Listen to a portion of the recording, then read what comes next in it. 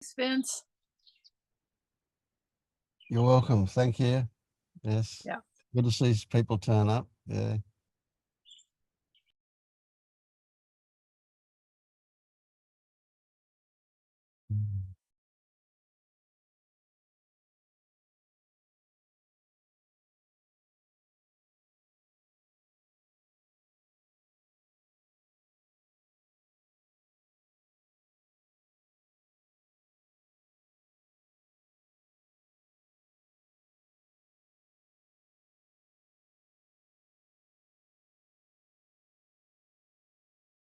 Yeah, one thing about puppies is they literally pee every half hour to an hour during the day. I forgot about all of that. I'm like, I watch him take him outside to pee, and I watch him come inside and drink, and I'm like, oh, that's gonna be through him in a half hour. Yeah, all that fun stuff. Yeah.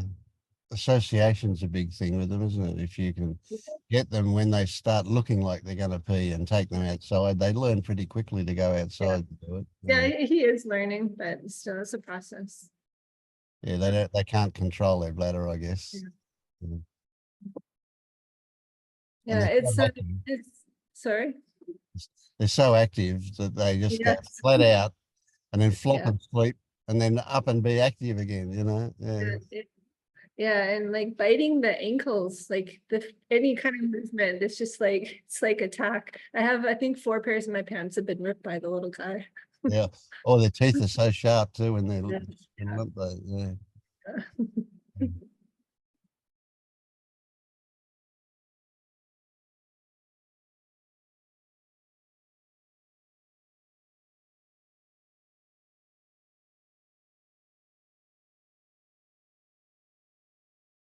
I wanted to thank you, Leonard, for your donation. That was extremely generous of you. Thank you. Did you receive it? Yes. I was not sure because it's a Sunday, so. Yeah, no, it happened. Yeah. It was, I was blown away by it. It was, thank you. It was great. No, thank you.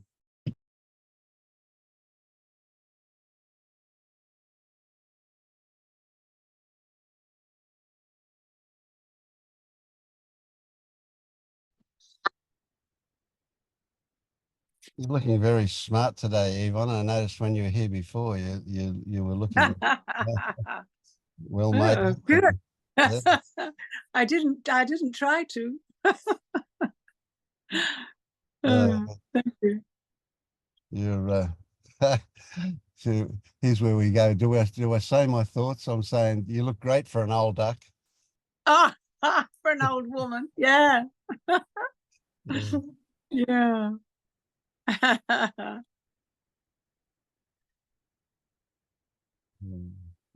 I'm feeling younger every day. Right. while waiting for my heart operation. Yeah. I've given up thinking that they're going to do it. Yeah.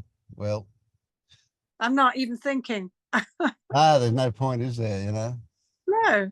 And have you thought that if you go out with a heart attack, that's probably a good way to go out?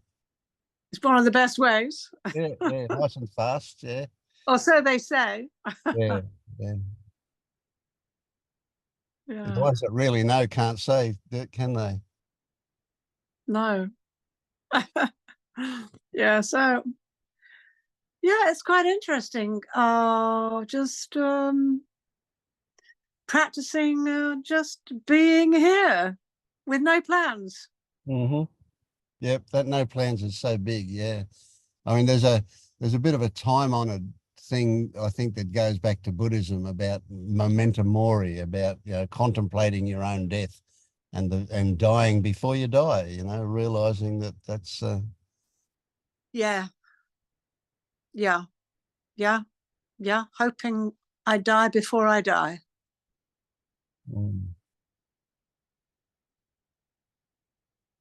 Yeah, it's just amazing, really. More and more. I mean, it's interesting. A lot of fear has gone, but there's immediate fear. You know, like the thought of having an operation, I go, whoa. But, you know, might get knocked over by a bus. Yeah, who knows? Yeah. Yeah, I was in hospital a few days ago for a procedure. Oh, yeah. Oh no, it was a procedure on my esophagus. It's a chronic thing that's been going on. So they've been taking nodes out for years, and eventually they said we can't keep taking nodes out. We have to do this other procedure called radio ablation. Oh, Where they put a thing down in my esophagus, and then they blow up this balloon, and then they turn on this radio frequency, and it burns all the cells. oh. But it kills, Did they? it can just kills the very surface cells. And then the idea is that they're the ones that are precancerous, and that by killing them, they'll get replaced by healthy cells. So that's anyway, that's that procedure. But this time he did a whole big bit, and it was under full anesthetic, you know, and then I'm lying there on the thing after the nurses have done their things and put on compression stockings and got all of that on, and I'm lying there thinking and waiting for the anesthetic, and I realised I'm thinking I probably don't even need the anesthesiast, because I just went to sleep on the table waiting. You know, what's the point of worrying about the outcome? Yes. So I've not quite got that. So did they put you out before they went down the Yes. esophagus? Yeah. It was a full anesthetic this time. Yeah. Right. So, but then you woke up Yep. and it was all done. Yep. And how, you know, for me, I think going down to the esophagus, which I have had, it's like, oh, it's not. Well, I don't even realise they're doing it. Although one time they did it. I mean, they've been down my esophagus so many times.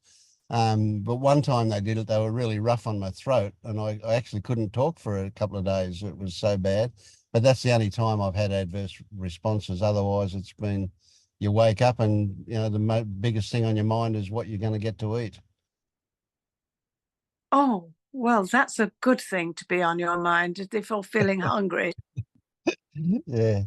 But facing that anesthetic is rather interesting, you know, like you think, well, you know, you could easily tell stories about the possible outcomes and all the rest of it and get yourself uptight, but it just seems to me, I just enjoy the fact that I got a warm blanket on me and I can go to sleep. Yeah. Yes, in that moment, that's all there is. Yeah. But it's difficult when you're around with people who don't look at things like that. Well, maybe not difficult for you because you're well practiced at just being here. Well, you know, recognizing other people's stories is a way of not getting sucked into them, I guess. I mean, people can tell some pretty seductive stories, can't they? And so it can be easy to get sucked into them. Yeah. So, yeah. I find the most difficult thing is our friends who call me and then they start telling me about all the awful things that are happening to all their neighbors. Oh. And I find that really, I don't know, it's quite odd. I mean, I don't mind hearing what's happening to her, but she tells me about everything, about everybody, as if she's almost addicted to it. Anyway. She may well be. She may well be. I mean, what immediately came to mind when you said that was like what the media does. You know, the media, and especially now that we've got social media, they use hooks. There are ways that they get you to get your attention, and they don't do it consciously necessarily, but we do it with each other. When we see something gets a response, we'll hang around with that a bit, get you sucked in a bit more. Yeah. We like drama as humans for some reason. Oh, that's true.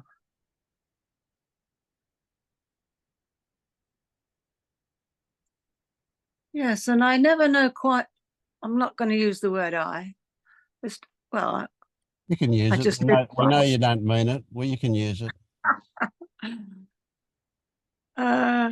I don't even, I keep finding myself talking to people and my son going for a walk, and normally I'm full of information about this, and I think I must tell him about that. And I'm walking along, and then I realize I'm completely blank. And I can't even remember what it was. And that's wonderful, because I don't need to. Yep. And that's happening more and more, and I love that. It is I think, good. oh, I was going to tell him about, what was I? Blank. I want to get more blank. Yep. So when you see that kind of thing happening, you know, what comes to mind here is that let's call it compulsive talking that might have happened before. Yeah. Always with information. It's like the information was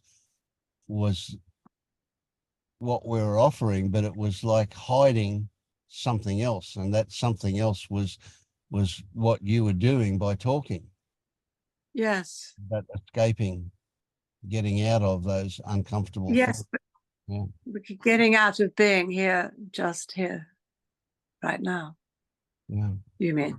Yeah. Yes, exactly. And it's because there are uncomfortable feelings with that until a realization happens that we actually experientially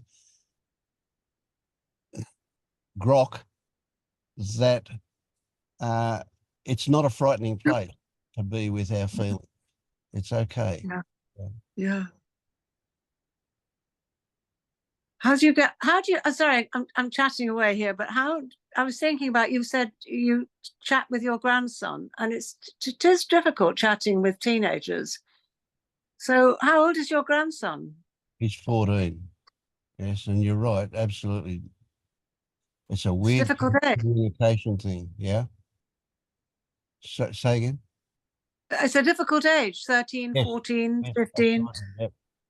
Yeah. I mean, if without some compulsion, he basically doesn't talk to anybody. You know, you ask him a question and you'll get a grunt for an answer. It's like, okay, yeah. You never get a conversation that goes back and forward. So what's going on there, would you say? I'd say it's typical teenager. They think all adults are stupid. Yeah. When I think it was Mark Twain that said, you know, when I was 12, I thought my dad was a total idiot. But by the time I got to be 18, I was amazed at how much he'd learned in the last few years. Yeah, he said a few things, Mark Twain. Yeah. I Yeah. can't remember though. Yeah. Oh, well, it's nice to be here again. Yes. Good to see you. Good to see you looking so good too. Yeah. Oh, good. A bit of sunshine. Mm. We're getting the sun. I expect you're going into winter. Yes, we are. Yeah. Third day of winter today. Yeah. Whereabouts in Australia are you? I'm in about the middle of New South Wales. So I'm in a place called Port Stephens. Oh, so New South Wales is to the right. Yes, to the There's right. a whole of to the right. Yeah, Because when I was at school, the only country I knew really well and found it quite easy was Australia. Oh, okay. Yeah, most Americans have trouble with that because it's in the different hemisphere. But yeah. Now we're just across the Pacific Ocean from San Francisco, but it's up in the northern hemisphere and we're in the south. But yeah, so we're East Coast. Yeah. Yeah. It's a trick, you know. Yeah. Well, I'm glad to be here, and I've been doing this thing where I am difficult. I'm not following what I feel I ought to do. I'm just listening to, I don't know. I'm just trying to just follow what comes next without knowing it. That's good. That's good. That's probably the hardest thing I have to have trouble getting across to people is that doing is a delusion, right? Yeah. So even though it's like all you've got to do is watch yourself and watch the sequence of stuff that happens to realize that doing is not something that you do. It only appears to be something that you do. And it's thought that convinces you that you're a doer. And so when you can look at what actually goes on, you can see that doing happens, but it's not by intention. It doesn't happen. Intention might be there, but it's just sitting there beside it. There's no causal connection. So that's the hardest one to get across. So it's really good that you're in that place where you are not efforting to try and achieve something. The whole road of putting effort in to try and achieve something is a diversion in itself. It's a way of not getting there. It is a complete diversion, yeah. But try telling that to everybody else. Well, you kind of can't tell it to people. They've got to discover it. That's the hard part. But the thing is, I don't know that it's that easy to discover unless, I mean, I think when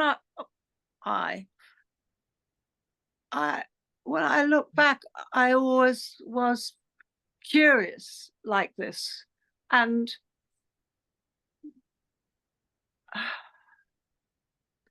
not everybody is.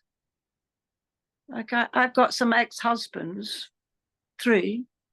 Okay. I like that. Thank you. And you know, one of them is just so depressed, and I just believing his thoughts. He's just seriously depressed, and well, they're all a bit miserable, really, and it's quite odd. Yeah. I'm quite glad I'm not with them. Yeah. Yeah. So that's interesting stuff as well, because again, it's the invitation to get sucked into their misery is really strong.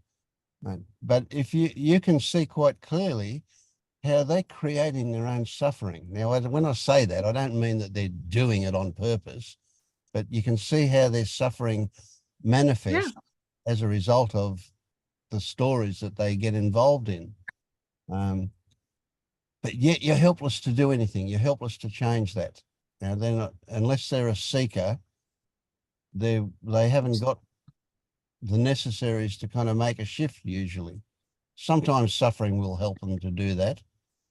But yeah, it's a hard... I mean, suffering is what has woken me, this person here, suffering.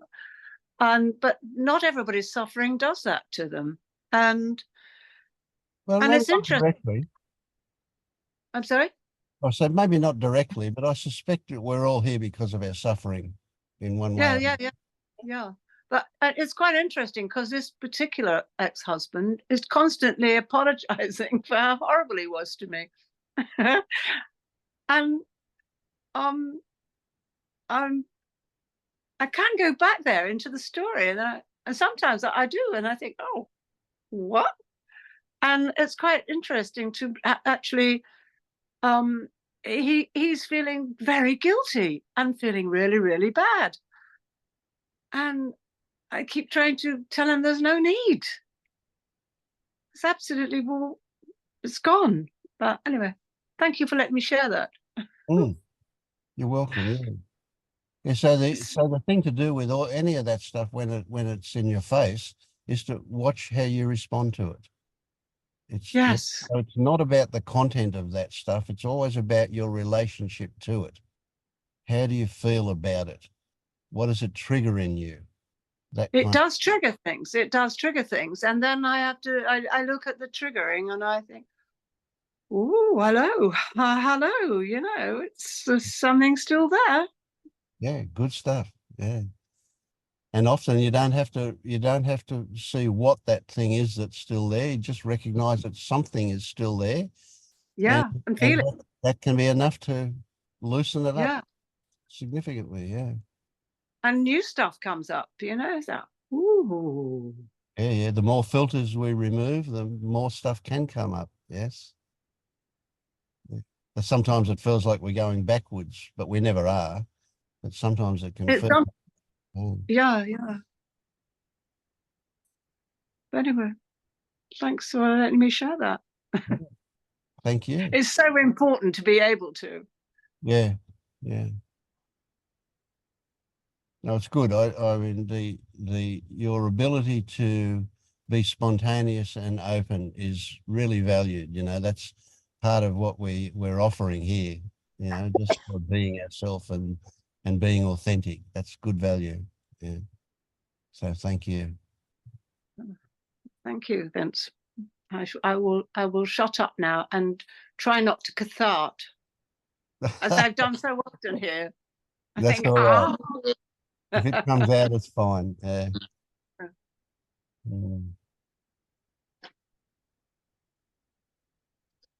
Can't see everybody else because I've got my iPhone, but I'm going to turn my iPhone maybe this way. Turn it sideways and swipe right or left, and you might be able to see everybody. Turn the phone sideways. Yeah, I tried that. Oh, here we are. I've got it. Yeah. Woohoo. I still can't see everybody, but Swipe left or right, and you might. yeah. Oh yeah. Hello, everybody.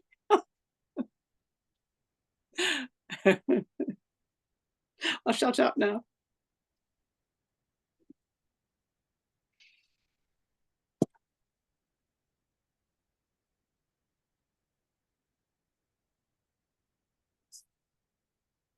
Since the forum is accessible again, I went over there. It's when you go to the home and pull up underneath the banner, resources is over on the right. And underneath that is articles and interviews and stuff like that. And articles that's the one with articles has all the guiding resources, direct pointing and all that. And that's where Delma's article is too, Dear Seeker. So Right. Thank you. Good. it's there if you can get in.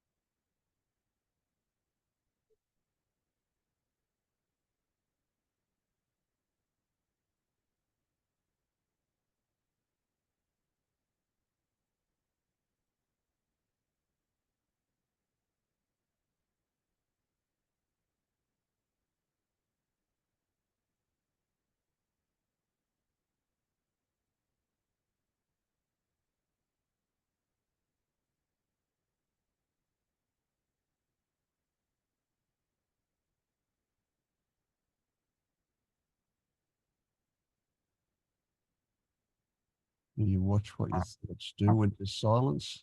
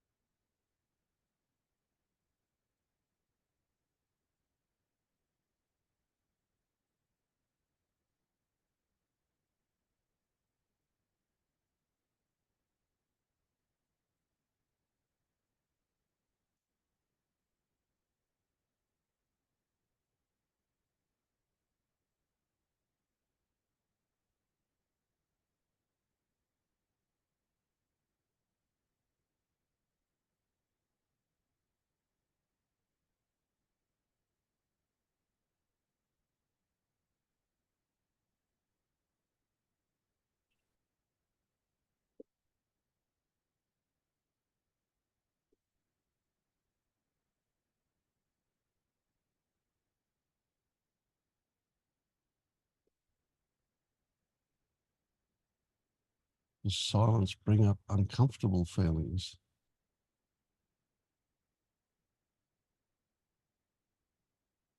I think it's rather beautiful.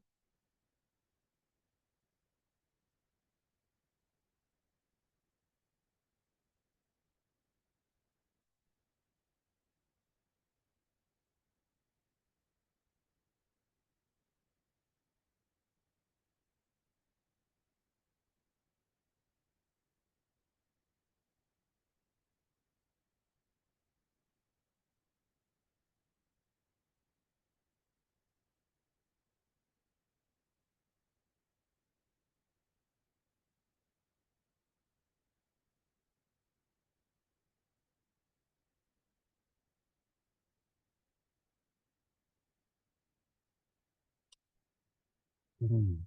I'm really pleased to see you here, Adrienne. It's a fairly dramatic exit last time we were here.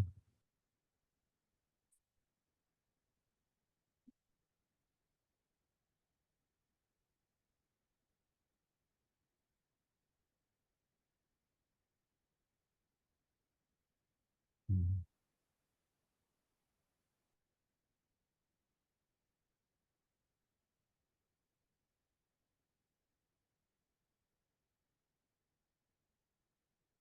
Anything changed for you, Andre?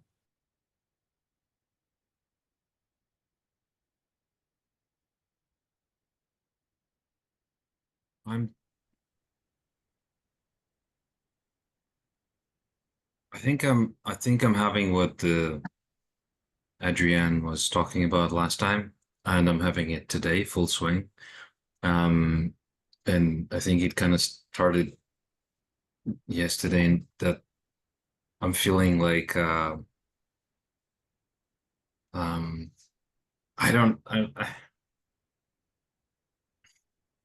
I've been trying to unstick myself from it, like Jenny says, with who is watching this. But I basically yesterday and today I feel like a useless piece of shit. Like any and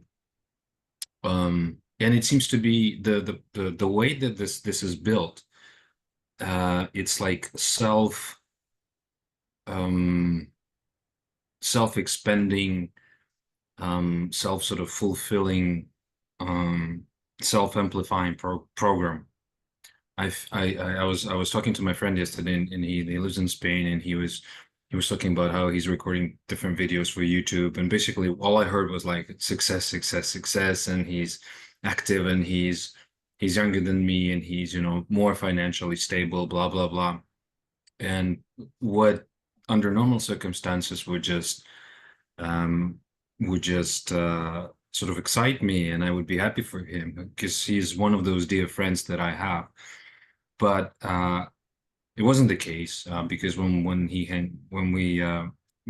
finished, it was a long conversation. I wanted to stop it like 15 minutes into it, but it lasted for 3 hours.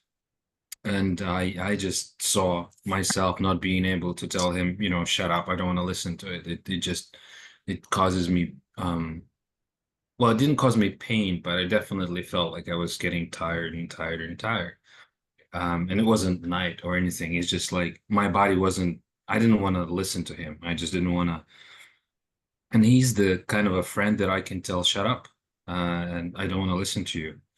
But I didn't, because I thought he needed that space. So I was basically like, yeah. So I listened to him and listened. And then when the conversation, well, when the more like a monologue was over, I kind of looked into myself and into my life, and I was like, oh, this is so far away from what you are, and then it sort of it's like a flower of unworthiness, and it just starts blooming, and then it opens up, and then the scent, the colors, and all of that, and then it's like a black veil that is dragged all over life, and like I start comparing myself to other people, not to my benefit, of course, and that, and it's just I become small and small and small in a way, and today, like as a result of that, I can feel that there's some headache, which is like my body is trying to sort of contract more and more and more. So I think it contracts the veins and Yep, blood vessels. arteries. And this morning I woke up and my wife is like, "So how are you?" And I said, "Oh, I want to die." And this was like half joke, half not joke, because this seems like solution to, because whatever is happening, it becomes so huge, and it's just it's like I don't see any way I can fight this. I'm not able to detach my way from it. I'm not able to talk my way out of it. It's just menacing. It's huge. It's just like you are, and it's not a figure. It's not a person. It's just I just become like, and whatever I do sort of amplifies and validates it. So it's like I look at my sort of choices, life choices, and they're all shit, and they're all like stupid. I get loans. Loans are stupid. It's just stupid, stupid, stupid, stupid. And so I said to my wife, I need to go for a run. I was like, I should try and sort of, do something about it. I didn't want to, but I thought like I have to. So I just went for a run. First half hour was difficult, and then something started to change, like some chemistry in the body probably started to change. And I came back and I was like, okay, I can live with it now. I'm sort of functional. Yeah. And then I went to groceries, and I just bought some chocolate candies. And chocolate candies is just a way to sort of the defibrillator in a way, sort of. I mean, I know it's a diversion in a way, but it spikes the good stuff in my body, and I can sort of at least bear it, becomes bearable as opposed to unbearable. And but it's very dark, and it's just from that perspective, from that space or point or whatever it is, it's just there's no meaning. Like I do not, like, I feel so useless. I feel so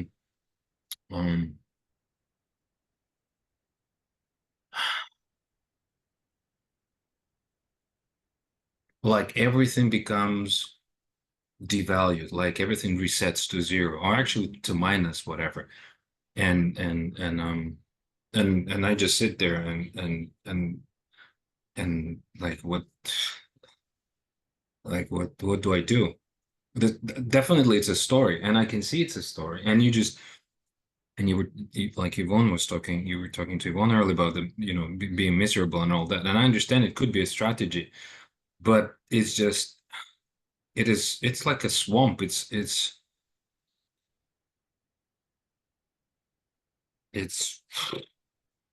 I don't think I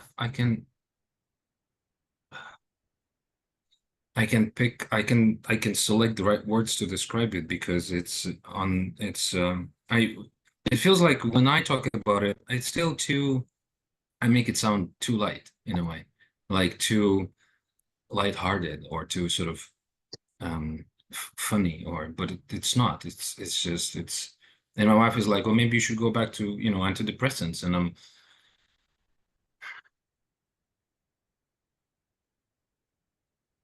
but for me, going back to antidepressants, because I only took them for 5 months, but anyway, going back to them means I lose this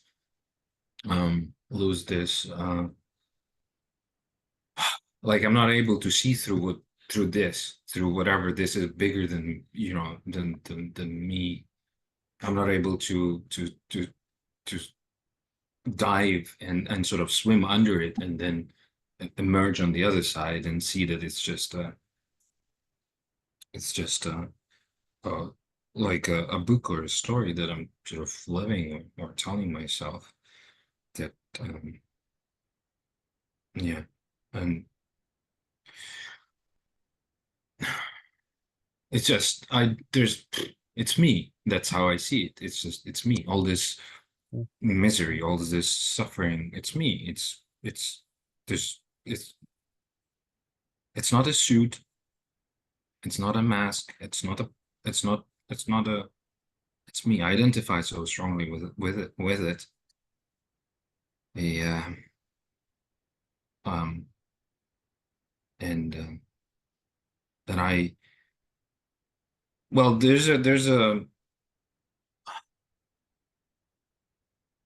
I think the intention is to get out of it somehow, is to see through it, to solve it, you know, blah blah blah blah blah, transform it. So staying in it, and I don't really know if it makes sense to stay with it, because the more I stay with it, the more the more crushing it becomes. And then I mean, there's very little chance that I might look into, you know, suicidal thoughts as feasible. But it definitely, like, I don't see, it just came back. I had it, and then I did like a short course of antidepressants, like a mild one, and just basically was an experiment. And it felt good actually, because there was more happiness in my body after that. But this morning I just woke up and I'm like, this is what, again? Like the whole thing, like I'm not.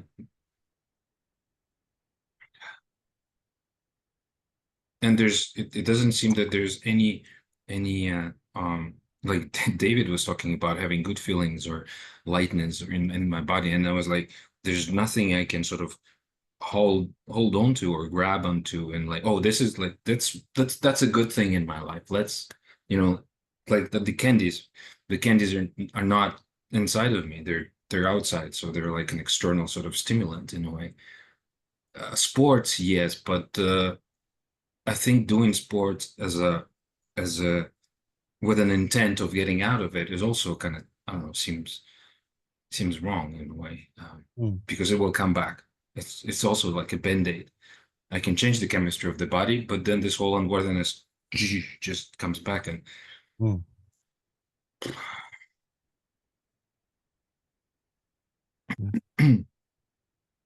yeah, that's the picture you paint for me is certainly not light. I get that. I have this image of that dark gray inside you, that it permeates you. You said that you identify with it, but I guess you meant as it, that your experience is something like that. Yeah, heavy stuff. And certainly I would say that, you know, there's no doubt, from what your description, in my mind, there's no doubt that there are physiological things happening as well. Right? We can't really separate the physiological and the psychological. They always run together. So the value, if you had a good experience on those mild antidepressants and it didn't numb you, right? So this is the trick. So some people will just get numb as a result of them, and so that's a lot more bearable than the suffering before they started to take them. But that's not the road I would like to see you go down. But if you take them and you actually feel more enlivened, less heavy in the body, then I would say that's a really good thing to help you on your way. And you would probably only need them for a short time until you do get past this thing. So there's a trick, and that is that, of course, there's an intention to get away from feeling shitty. We don't want to feel shitty. We always want to feel better. So there's that natural inclination of what can I do to make things better. But what we need to do is take that. So it can be, okay, it might just start off as a desire. I just want to be better. Right? But then we might get to a point where we go, well, what can I do to make it better? Right? So then we're getting into delusional territory about having the ability to do anything, and about fantasies about outcomes and possible outcomes. And we hope that we're going to get an outcome, and then we recognize that it's just a fantasy and we're not likely to, and it makes us feel even worse, and so on.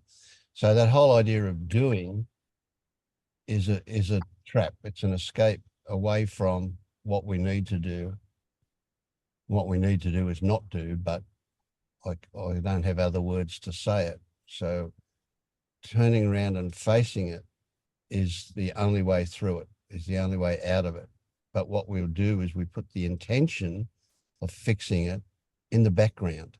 Just put it away. You know, we know that it's there and it will guide us, but the moment it comes to the foreground, we're off down the wrong track. Now we've got to come back and go down the right fork, not the left fork or whatever. So the way that we get around these things, so even science will have arguments about how much is psychology involved in this kind of thing. But we do know that we respond to thoughts. That's something that's pretty obvious, eh? Is it obvious to you? Yeah. We have a thought and we respond. Yeah. I was attacked by a bird today for the second time when I was running, and I thought it was like, it's a sign, you know, get out of your fucking head and into your body. Yeah. This the second time that a bird attacked me in my whole life, like just small, like this small, but you know, very brave. Yeah. Oh yeah. They'll attack big birds as well. They got no fear. Yeah. Yeah, I have something too to add. Okay. So Andre, you said you saw that it was a story, and that you had identify with it, because when we have these stories, we experience them as us. We experience them in our bodies as us. I experience it as me, because who I am, which is what's aware, what's watching, you know, to simplify it, just to make a point, who I really am, which is what's watching this story, I experience it as it's me. I experience it as this is my body feeling it. And I experience it as it's my mind thinking it. And so when you're experiencing it in your body, if you don't remember what's watching you experience it, because it's very enmeshed. We're experiencing it as me. So what's experiencing it? What's watching? What's experiencing it? And you believe that thought. You believe that you're useless. And then your mind gathers evidence to prove you right. And that's all this comparison, right? So going back to the very root is what's watching, what believes you're useless, because you're experiencing it as you. And to keep witnessing the experience, being with the experience, but then what's believing it? Because if you try to understand what's this in my childhood and this, no, what is believing it? What's believing it? And it can just separate the enmeshment of experiencing it as me into what's experiencing it as me, because it's happening so closely at the same time. Does that make sense?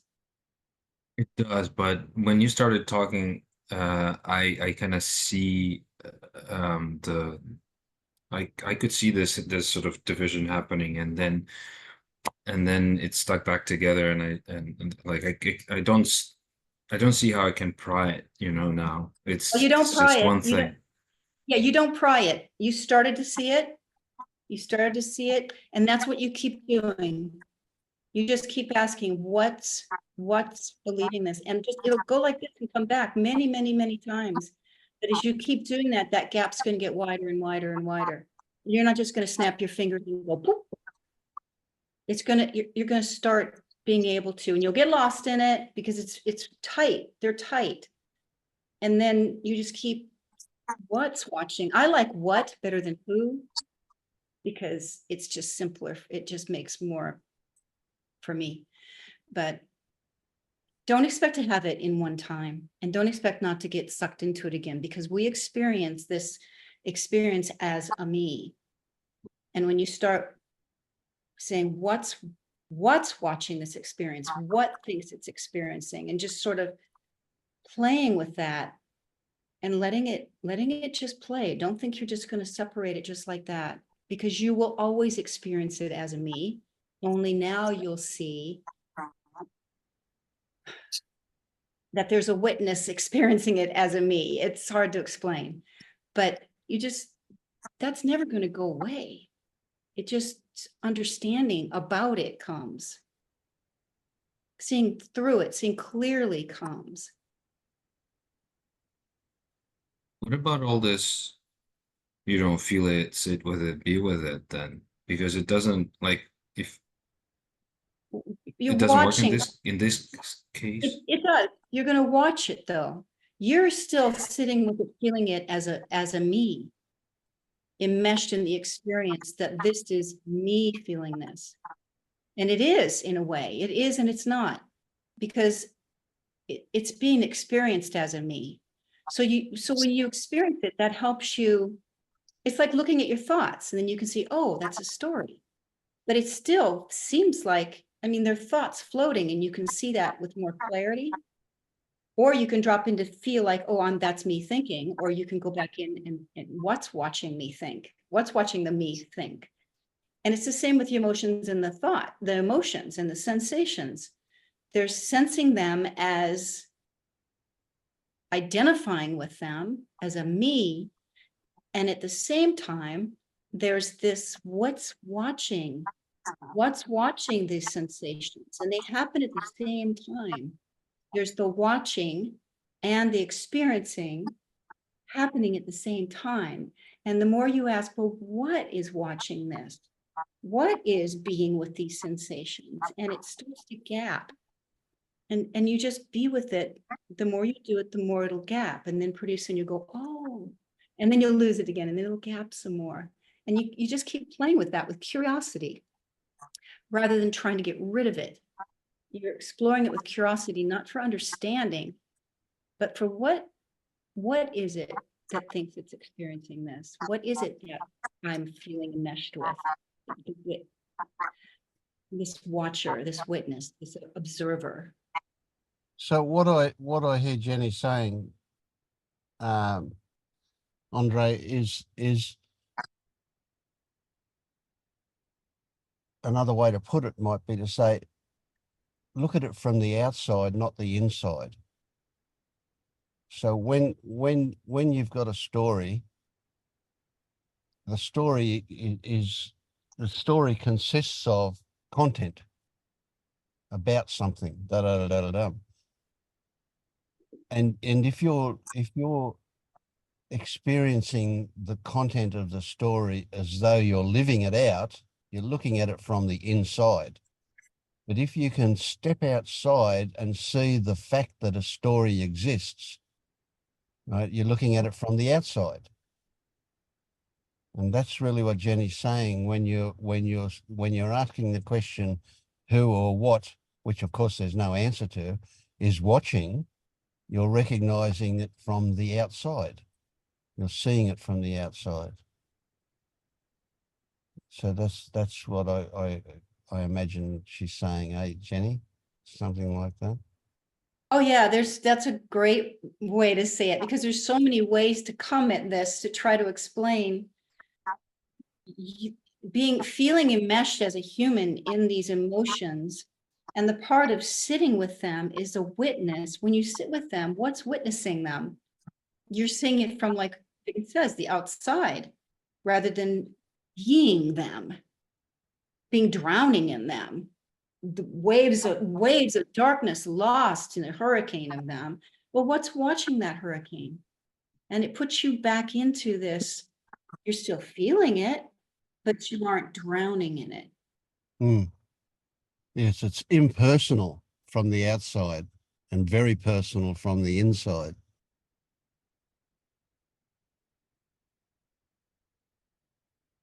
I just keep I keep repeating this word. So what would be the difference between this and a dissociation? Dissociation, it would be more like eating chocolate. But if you're watching yourself eat chocolate, you're no longer dissociated. Yeah, that's fine. Eat the chocolate. What's watching me eat this chocolate? What's watching Andre eat the chocolate? Now you're not dissociated anymore. Dissociation is a shutdown. No it's autopilot without awareness. Yeah, it's a You bring denial state. awareness to it. You bring awareness to it, you're no longer disassociating. If anything, you're tuning in more.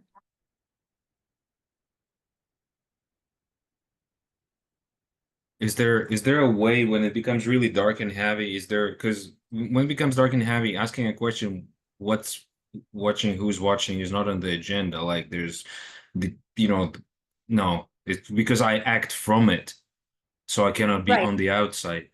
No, you So can't be. is there like, You have, when you wake up, when you realize you're drowning in darkness, like Vince says, do something, laugh. You may not be able to laugh, but something that'll go, oh, what's watching? What's watching? And it may take a real struggle to do that.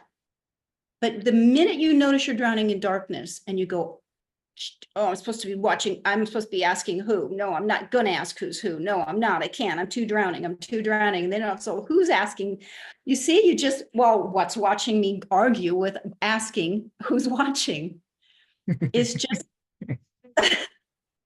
right? So Yeah. it would just be a choice in the moment to, well, look at myself argue with me. Watch my mind argue with me about asking what's watching. I refuse to do it. I'm too depressed. And the moment awareness comes, you're not dissociated. It's the opposite. You're almost dissociated when you're drowning in it because there's no one awake. yeah, so become it, basically.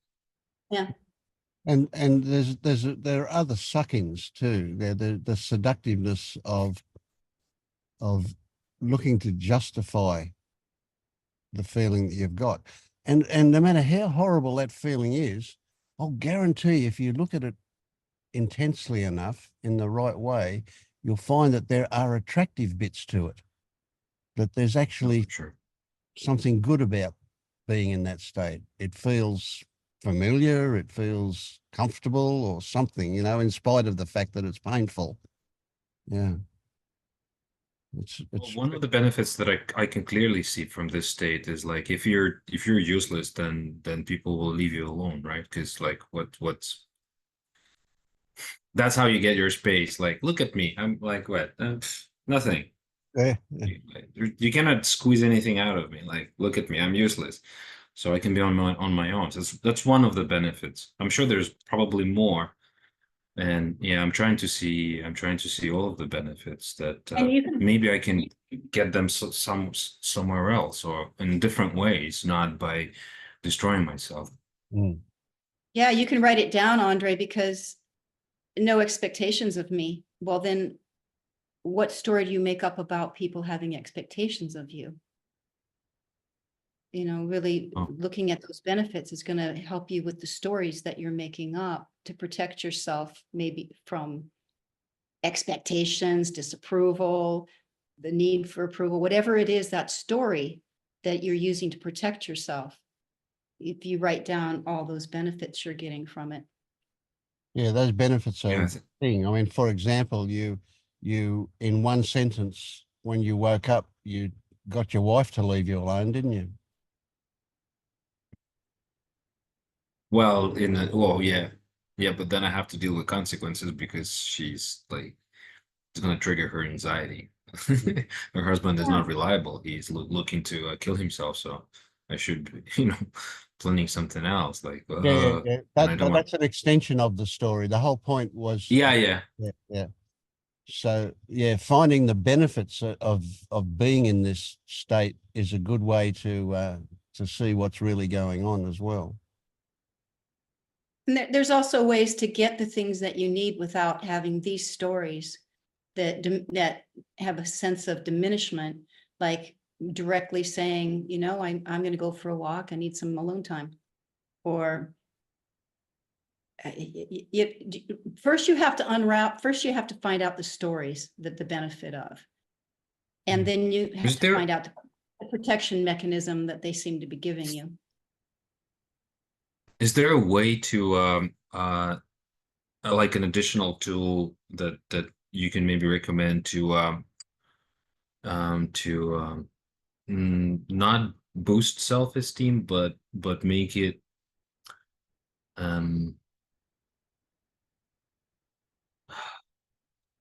Yeah, to boost it.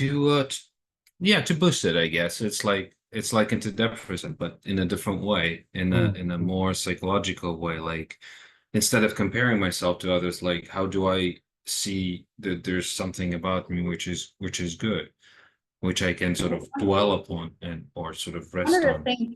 One of the things, Andre, is sometimes the opposite polarities out of balance. So what's wrong with thinking amazing things of yourself? And look into that story.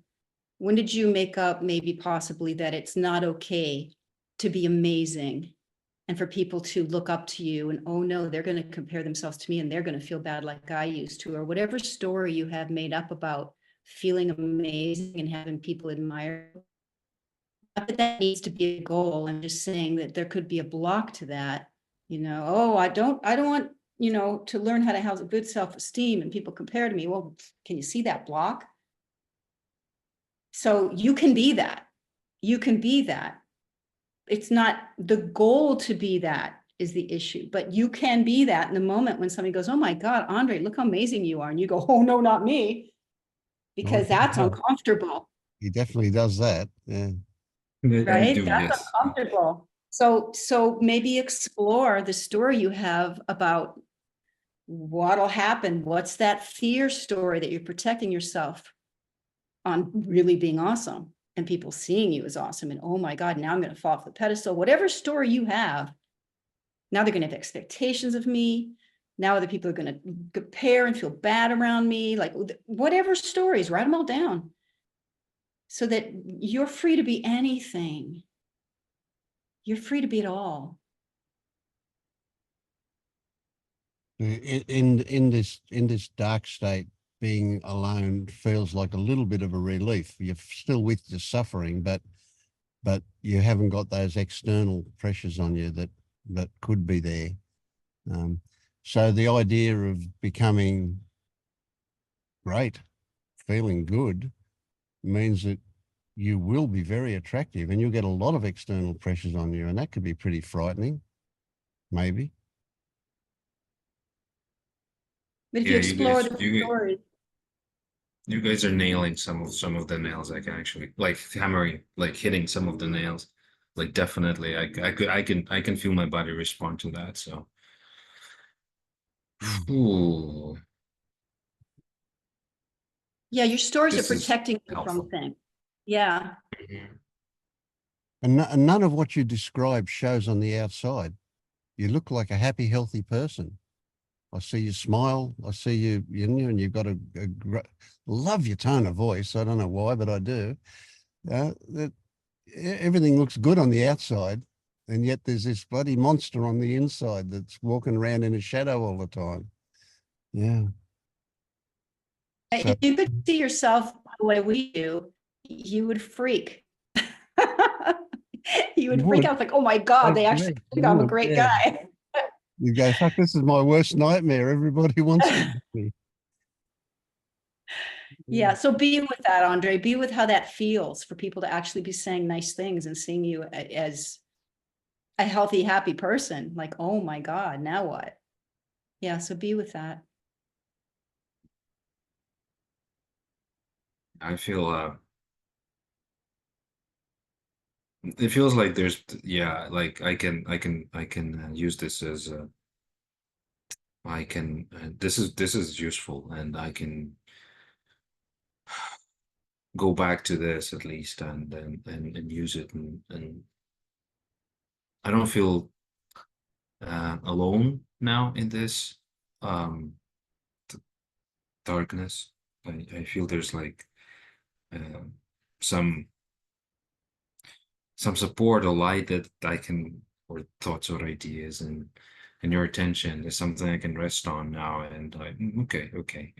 Like I feel a little more empowered now to deal with it and to, I don't know, maybe try and deal with it. Maybe deal with it is too loud of a word, but at least, yeah, at least, and also try and become well, not trying to become, but try and be a little more honest about this darkness not being so like bad. It's not about headaches and contraction. It's also about something good, I suppose. Yeah. Thank you. Experiment, you know, and look, let me say, I'm happy for you to reach out anytime you want, at any moment. Email me or whatever, no problem. Yeah.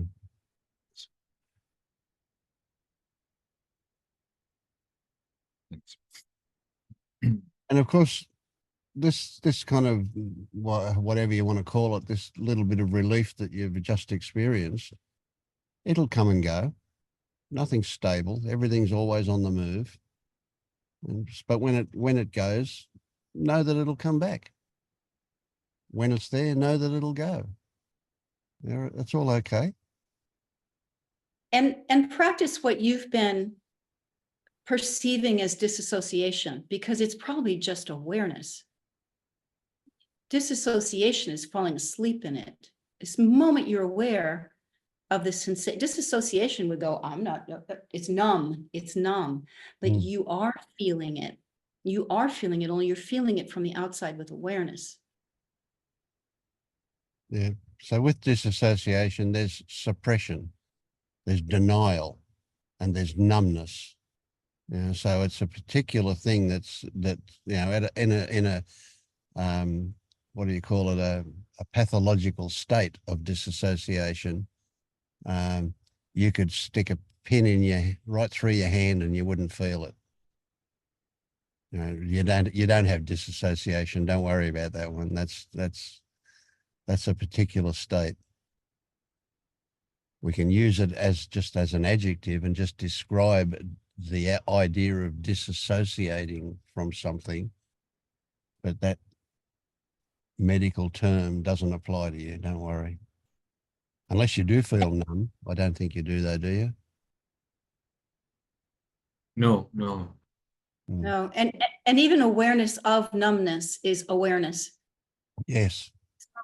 So a disassociated person wouldn't even be aware that they feel numb unless they're asked to explain it. Then they might get there, but they're just not aware of it. They're just aware of a feeling of deadness. Yeah. Yes.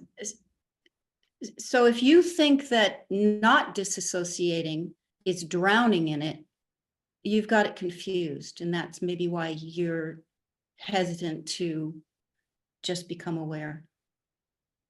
Because it does take that pain pressure off, because you're feeling it from the outside rather than with observation and awareness rather than drowning in it. Submerged in it is not associating with it. I mean, it is associated with it, but you know, awareness isn't disassociating it because you're still being aware of what's happening. You're conscious.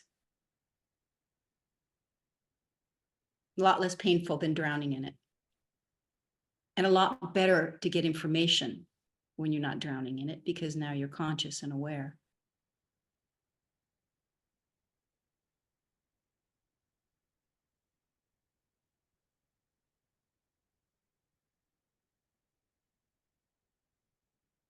So when you're feeling sad, very sad, and you're telling yourself there's no one here to feel sad,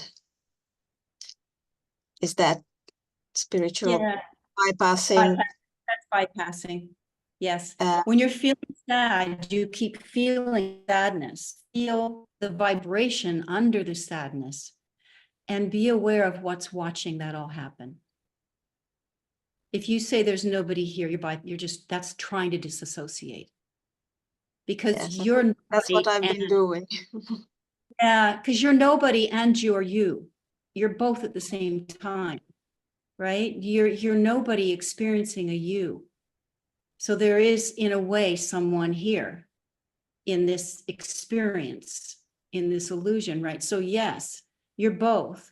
And So when you're sad, be sad, feel all the sadness, feel the sensations under the sadness, because then you can take the label sad off and just sit with those vibrations. But what's watching all that?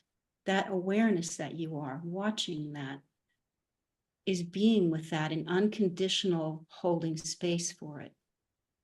Yes, I just realized that just a few weeks ago that that's what I was doing. So Yeah. so I stopped. Instead I was saying, okay, there's the feeling here, and there's no one here to push it away. Is that any better? Well, no, Slightly because better. you say there, if you say there's no one here, you're bypassing. I can feel it. I can feel it, right? There is Yes. someone there. There's the awareness in a human experience, and you're trying to jump over that. Your awareness having a human experience as a you. And if you try to say there's no one here, you're up in your head with non-duality. And nobody's here. But yeah, in down here, this is screaming in the meantime, and you are disassociating and in denial. There is a something here until you see through that you're the awareness experiencing this life as a someone. And that someone is experiencing something. And the only way to let that release out of your vibrational system is to be that unconditional awareness that holds space for everything. And the way you drop these labels of sadness is by dropping deeper and deeper. The story brings us to the emotion, brings us to the vibration underneath that. Those labels are helpful to bring us to that vibration. And what's watching that happen is who you really are. And that's another story. But just for what the point I'm making, that what's watching those sensations in the body is the unconditional awareness. That's unconditional love, not the love we've been taught as humans. It just holds space for whatever's going on, and it witnesses it and allows it and doesn't try to get rid of it. And then it does its thing. It morphs, its energy. So whenever you catch yourself saying there's no one here, bypassing, that's another for another time. That's for another. Come here first and acknowledge the experience. A lot of us still think we are, right? And in time, this other layers, these other fetters, whatever you want to call them, they happen naturally. But not by bypassing what's in the system. The first awakening into awareness is so that you can process what's in your system. I mean, I'm just making that up, but it's a good step. You can't process what's in your system until you're aware. So with this Thank you. bypassing thing, when the test is, or I'll go back a bit. We're conditioned in society. Yeah, you deal with it. That's okay. We're conditioned in society for outcomes, right? And so when we've got a headache, there's only one thing in mind, and that is to get rid of the headache. And so whatever works seems to be justified. And if you say, well, there's nobody here to have a headache, and that works, your headache goes away, you think, oh, great, success. But what you've actually done is avoid the whole issue of why you had a headache. And the why is not a question that needs a detailed answer, but rather the recognition of the fact that your headache is there for a reason. That's all. It's there for a reason. So immediately you're not using any logic to get an outcome. What you're doing is you're left only with the feeling. What is the feeling? And that's the way out of the headache. That's where you recognize that the headache was caused by something. And that's what being with what is in real time, in no time, in what's happening right now. You're being with that, not where we wish we were. Yeah. So like same as I was saying to Andre, of course, in the background will be an intention to get rid of the headache. You know, we don't want it. That's okay. We don't want it. That's reasonable. But we're not so consumed by not wanting it that we fail to see that we're dehydrated or whatever the reason might be that we've got the headache. By looking at what is actually going on from the outside, not from the inside, not living out the pain of the headache, but rather observing the fact that you've got a headache, gives you a much wider perspective to see the circumstances that it sits on.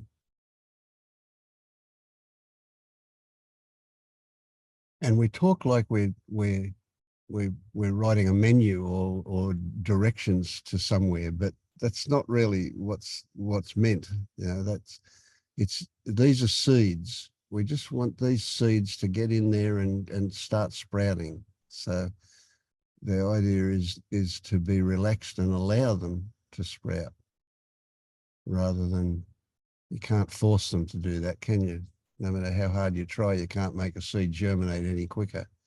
It'll do it when the circumstances are right. And it's so interesting because we think we're here now, but we have no idea the depth of what's here now, the subtleties of what's here now, the subtleties, like when I was saying someone might feel numb. Well, numbness, if you're aware of the numbness, you're aware. There's subtleties of this fraction of a now that we're tuning into. Yeah. So what I feel, I want to have a rant about what we're aiming to achieve here with this waking up thing, is to discover, how I would describe it, recently it's been happening this way, I would describe it as a parallel world. There's another world, the one that we've been brought up in, the world that we recognize as normal is very, very cerebral. It is actually a fantasy world. You know, you can just look around and watch television and you can just see all these fantasies. You can see all these things that are taken to be real when they're actually concepts. Now, the real part about it is the way people respond to it. You know, you got people trying to protect a reputation, for example. It's a story. Right? The consequences of that are more than a story, but it's a story in itself. So here we have a whole society of people who live in they literally live in a fantasy world, right? Taking all these things as something really tangible and real when they're not actually in their life at all. You know, just take politics, for example. You know, there is politics and here we are. And how does it actually affect me? I have to make up a story to connect to it. But it's like, it's just a story. Okay. So what we're looking to do is to drop down into that world that's not totally consumed by fantasy.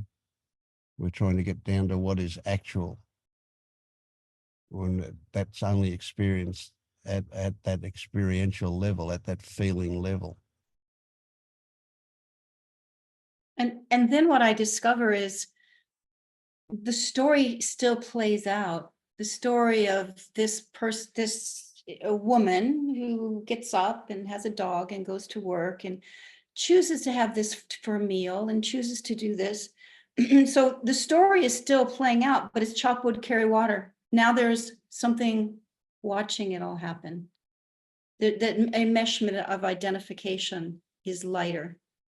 and if not gone, you know, and it just, that's why where when I speak, it's bringing you to this moment, what's actually happening in this moment, real time, not where your mind thinks you should be or where would be more comfortable, or because once you're aware of what's actually happening, then you can watch the story playing out without drowning in it and without overthinking it all. And there happens, then this, what I'm starting to experience is a spontaneous, just washing dishes, chopping water, caring. It's just, life is just happening now. I am an expression of life. This is an expression of life.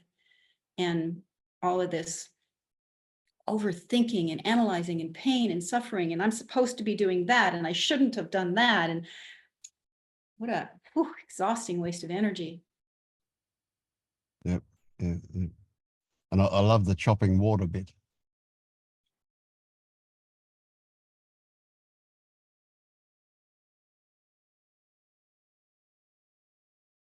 Mm.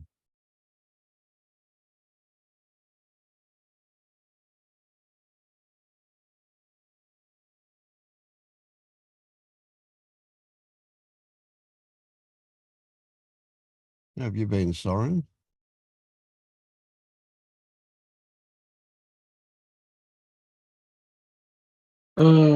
Excruciating. Part of me feels conflicted with talking because on one hand, I can feel it's in one sense a coping mechanism. It's just by talking, it sort of leads me away, makes things uh, covered up for a little bit.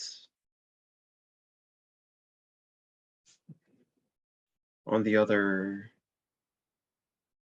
I don't know.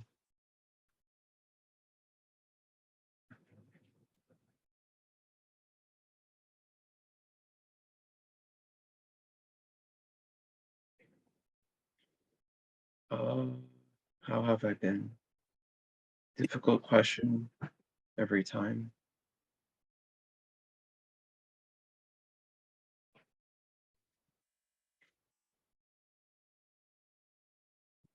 In some ways, What it's if harder. there's no way to answer it? What if there's no way to answer that question and you just say what comes out?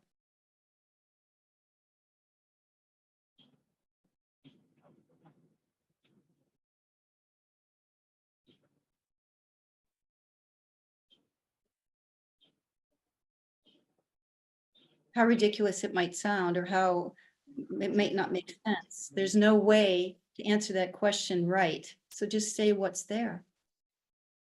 And it may be nothing. Like a lot of things I can say, but I'm gonna get lost in the stories.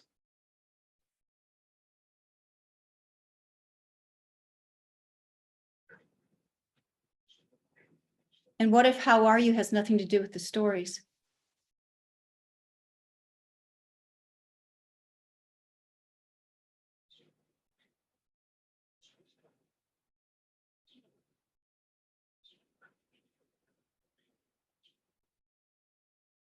I don't know what isn't the story.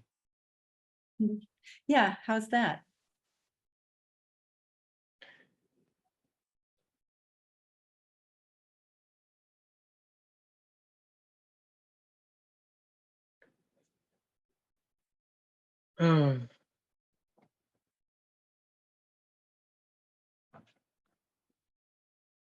So What do you just, what what do you if it is? experience? Just a lot of doubt, a lot of decisions. There's always something immediate. If I were to just say it, it's like something comes up immediate, not said, quiet. So what you're experiencing is doubt. What you're experiencing is doubt. Yes, That's quite thoroughly, that's it. quite pervasively. Yeah, that's it. That's it. Without the stories. What if it's stories all the way down? Isn't it? It is. I think it is. But what if it is now for you? If it is, if that's all there is stories, what's your life like? Are you a shitty storyteller or are you a good storyteller? I only have shitty stories to say.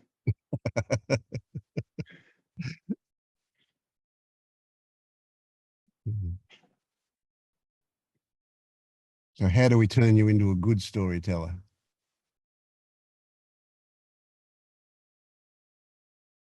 A storyteller of good stories? Hmm. Because I don't feel like I'm a bad storyteller. I just feel like I only have shitty stories to say. Right. You're probably a great storyteller of your shitty stories. What if you had a great story? Anything. Well, it doesn't feel good to live in a tragedy, but it's fun to witness it, isn't it? I guess this goes back to what you said.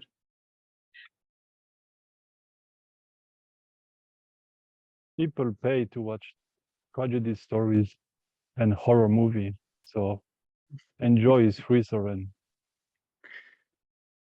I didn't hear that last part. Enjoy. Enjoy your drama is free. Oh, that's lovely. Yeah, people pay a lot of money for scary stories. Eddie Kruger, whatever that is. Woof. All that adrenaline, that rush. Pull out some popcorn and enjoy. Yeah. Yeah. Oh, that's wonderful.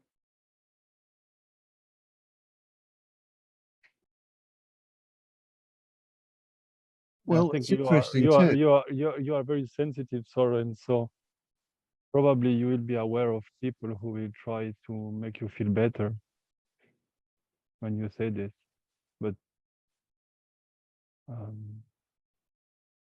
experience appear as it is, and patterns appear as they seems to be. And I really have trust in the seeing is the healing, and it will shift naturally in a equilibrium when it's right.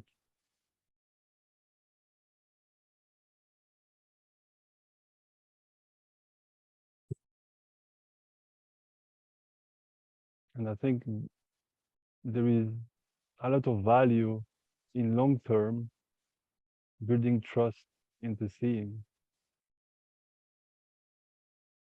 Mm. I really like that. The seeing is the healing. Yeah, they're definitely linked.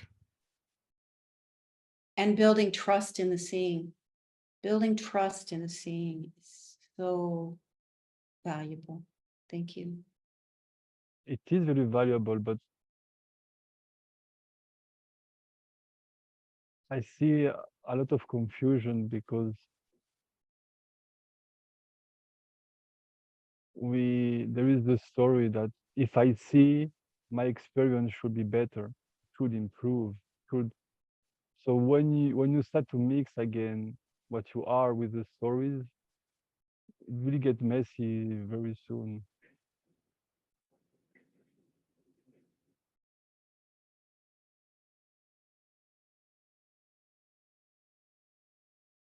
And of course, the trap is then when it gets messy, you get sucked into it again. So it's how do we develop the ability to just observe from the outside what's going on? You know what? Sometimes being sucked into it is not a bad thing. Well, Because we'll life, come out of it eventually. what's expanding us? We're not. Life is. Experiences. Sooner or later, something's going to pop open, either when the body drops or after or before. But maybe sometimes getting lost in it isn't such a horrible thing. I've been lost so many times, and then who woke it up? I didn't. And so if I'm not the one waking me up, and there's no me over here trying to expand my awareness, what is? So almost, I'm not saying that, becoming aware hasn't been wonderful for me, but not being aware was part of it. Mm. Was part of it. Yeah. and getting lost in all that pain, and it's part of it. It's like it's like a flower pushing through the earth. And if we are only saying, well, you have to have the sun already. No. Sometimes being in that earth is, I mean, not sometimes, being in that earth is part of it. It's part of it. So being asleep is part of it.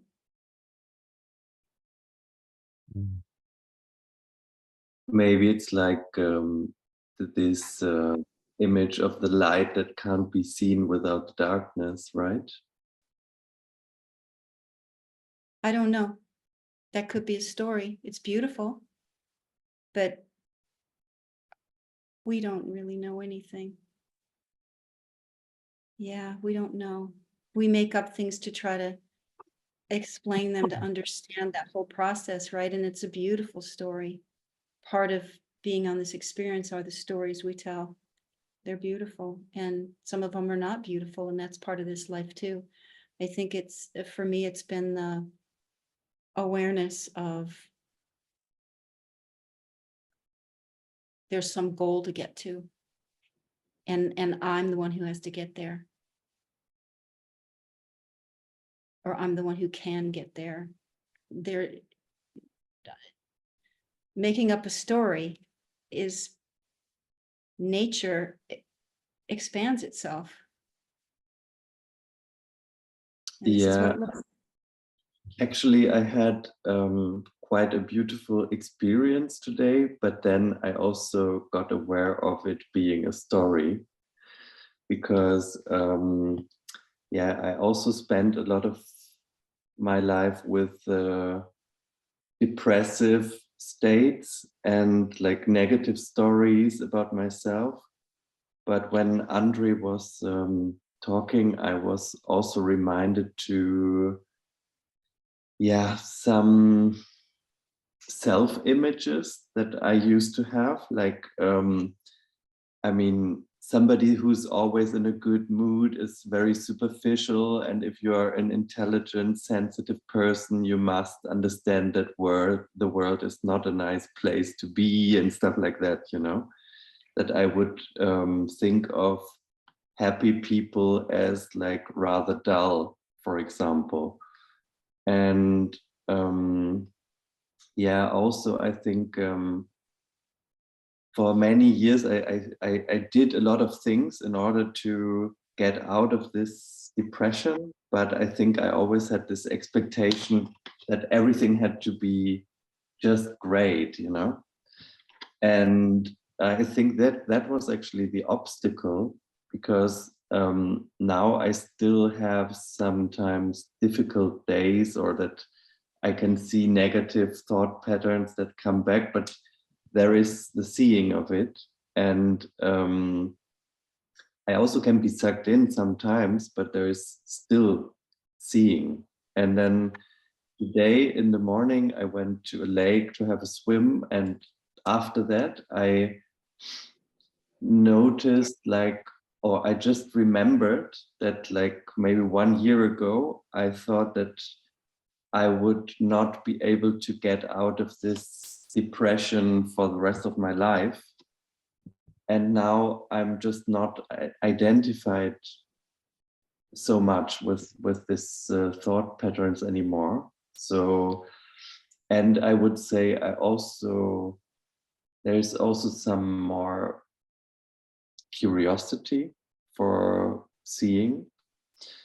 And somehow then I started to cry out of joy, because I remembered like this person thinking he would never come out of this depression for the rest of his life.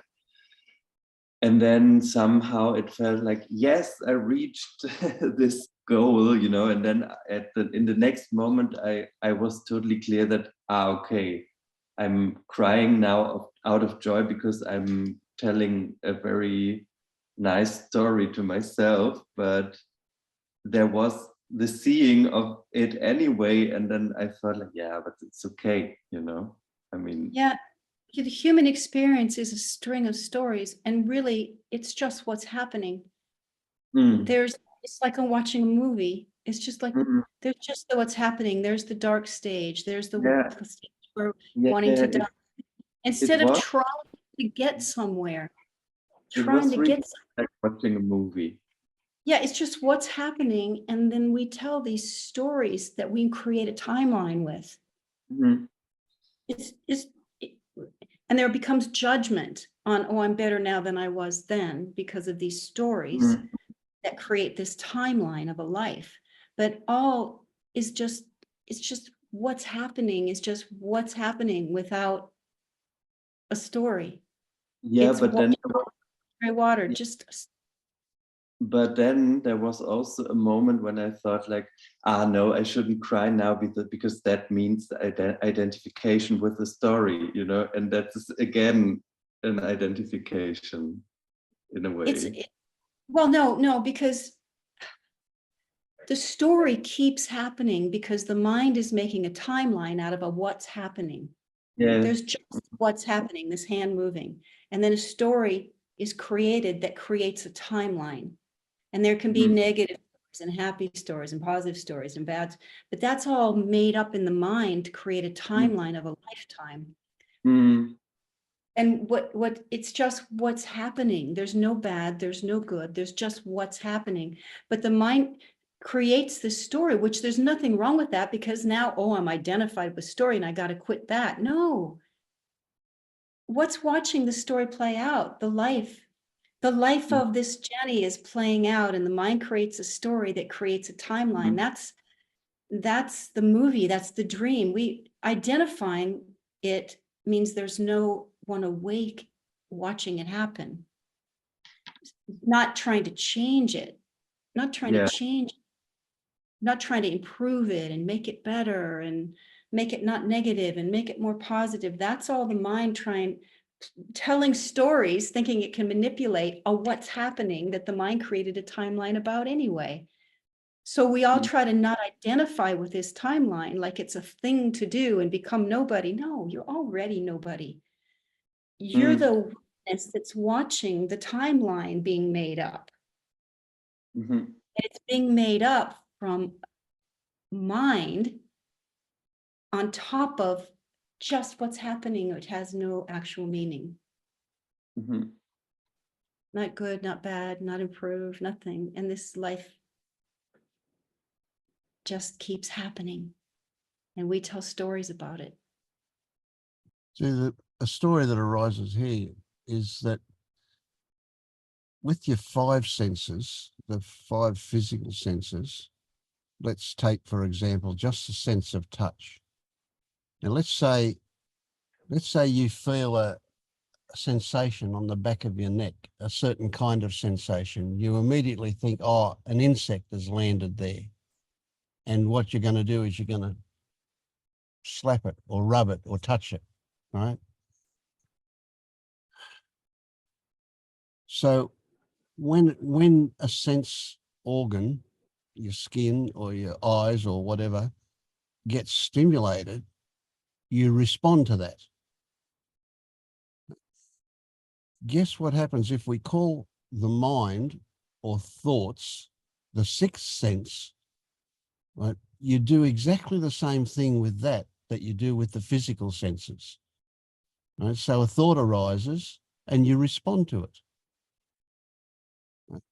Now, if let's take the touch on the back of the neck. If I'm standing behind you and I've got a little bit of a twig and I'm touching you on the back of the neck like this, right? And you don't know I'm there, the first thing you're going to do is you're going to respond and you're going to investigate that touch with your own hand. You know, you might want to swat it away or rub it or something. But if I then tell you that I'm there, if you know that I'm there and I'm touching you repeatedly on the back of the neck with this twig, right? How soon are you going to ignore the fact that it's happening? You're going to be aware of the fact that you've been touched, but you're not going to be reacting to it, are you? Right?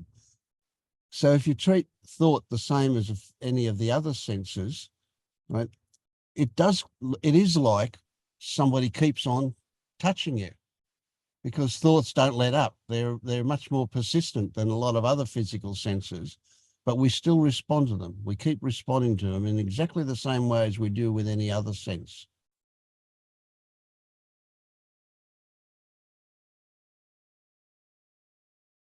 But is it appropriate to keep on doing this when you know it's just me touching you with a twig?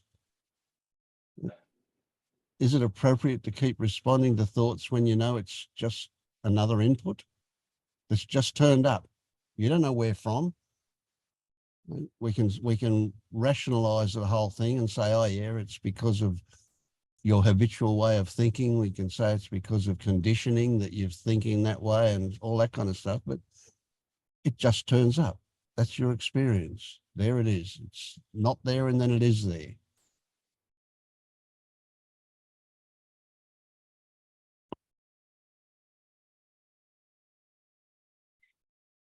And if we overanalyze identifying with the story, then we start to try to control. And okay, well, now I'm too happy. Well, now I'm sad and that has to be fixed. Or now I'm egotistical and that has to be fixed. We start trying to control rather than being that awareness, that witness of the play. And then the play becomes cleaner because it doesn't have all this confusing attempts at controlling it. But even the witness watches that. Like you can't mess it up. So that I shouldn't be feeling this joy because I'm identifying. But the trigger word is should. If you ever find you're thinking the word should, that's something to be investigated. And the conclusion from that phrase, I should be or shouldn't be, is always going to be wrong. Because that's made up. There is no should or shouldn't. That's just one of those shitty stories that we can do better with. Yeah, and even they don't matter because what's watching? What's watching this play of me, of the me watching my thoughts and my minds, and I shouldn't. Oh, there I am, shouldn'ting again, but what's watching that? So Leonard, when That's happening. you saw yourself crying with joy, and the idea came along that you shouldn't do that because you're identifying, you saw that too, didn't you? Yeah, I didn't think I should not. I actually enjoyed a lot crying. Yeah, it's good stuff. And even if we're crying out of sadness, there's a lot of enjoyment in that. There's great joy, in fact, a lot of sweetness in that. We can, if we allow ourselves to experience those so-called negative things, the painful things, the suffering, there is joy in them. We just don't want to recognize it because it seems it's not the right story. I think it's also because the mind cannot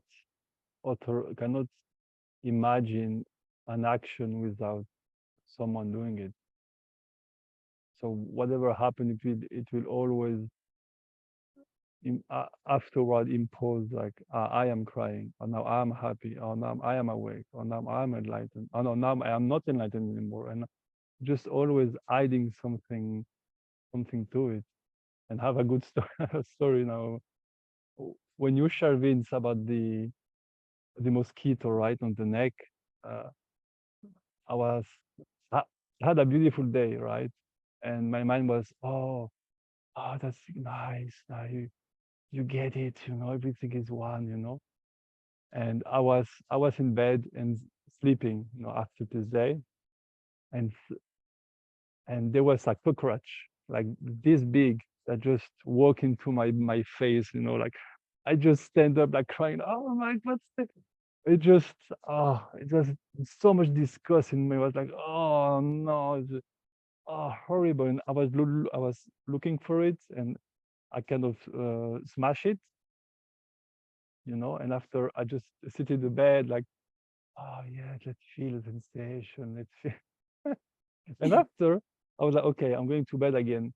And when I watched where I had smacked the cockroach, it has left, because those things are like immortal, So I have no idea where it will left. And I just just went into bed like, oh my God, now I have to sleep, with this fear, with this imprint, of the sensation of this thing just walking my face. It was horrible.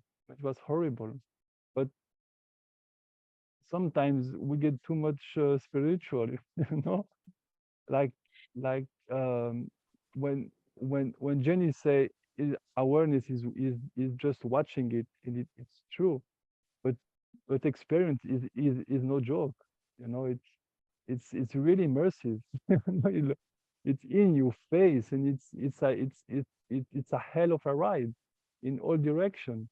So it's not like, because sometimes when we use those words, it feels like, oh yes, so I have to be some kind of a bliss state.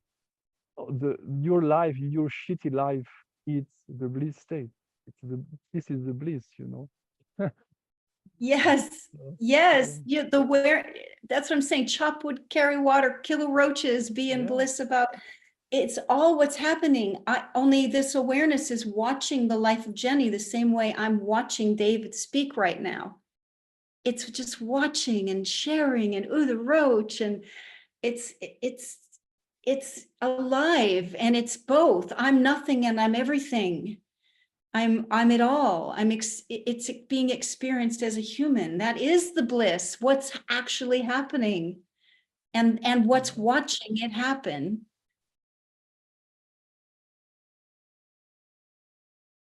And I think our collective human experience is showing it.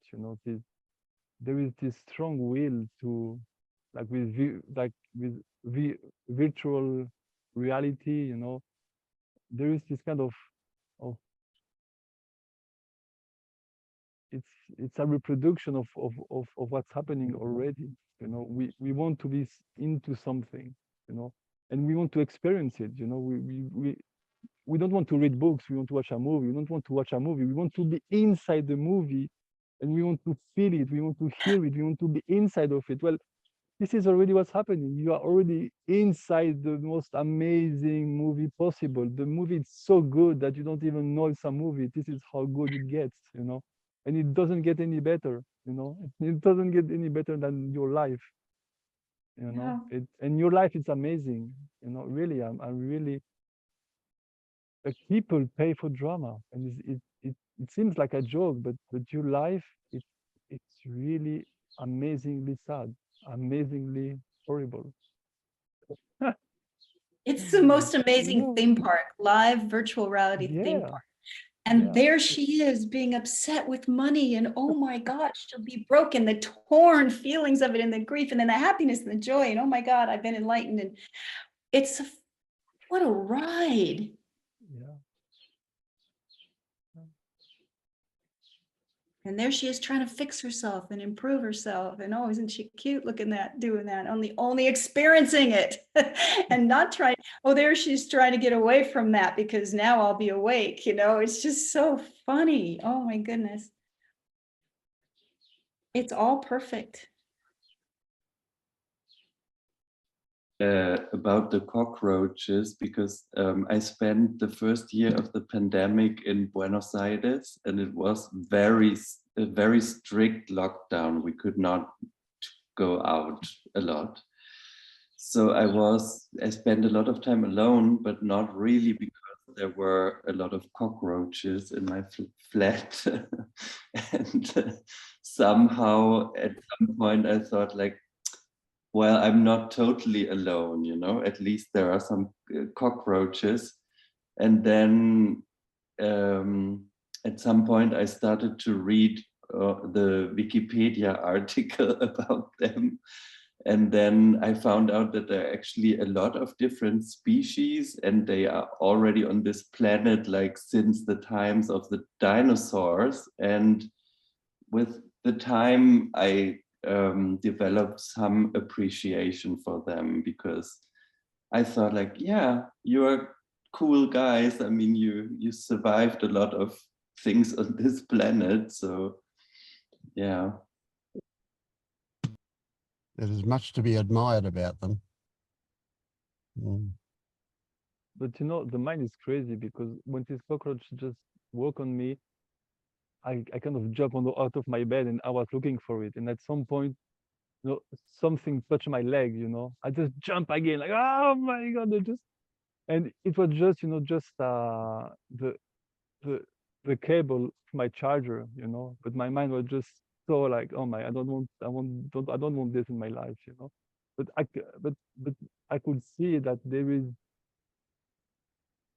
patterns, you know, very deep patterns, and patterns go all the way.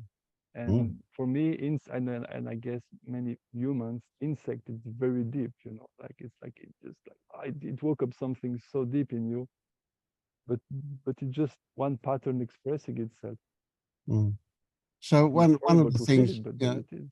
we're conditioned, and everybody in the world sees cockroaches as disease-carrying, dirty things. They're actually not dirty at all. They're quite clean. They look after themselves quite well. But if they come out of the sewer, maybe they could carry things. But most cockroaches don't have any dirt on them. You know, they're quite clean. But they're amazing survivors, aren't they? You know, I liken the human race to the cockroaches. I think we're the only ones that outdo the cockroaches. But we can't live without a head for days like they can. But their survival is amazing. Yeah. I guess there is a lot of intelligence in it. I mean, maybe not on this individual, intelligent as an individual, but as a collective, I guess they are quite intelligent. Yeah, well, a lot of insects do operate, you know, in conjunction with every other insect and so on. Yeah, for sure. Yeah.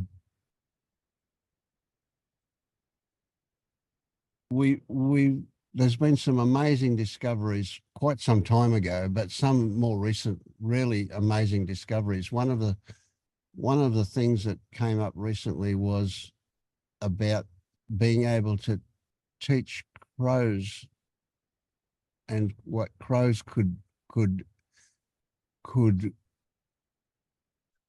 calculate from just observing things. One of the ones I really liked was a crow given the job to, you know, well, given a bit of food to get, and lying next to the cage where the food was in was a stick that was too short for it to reach the food, to pull the food out with.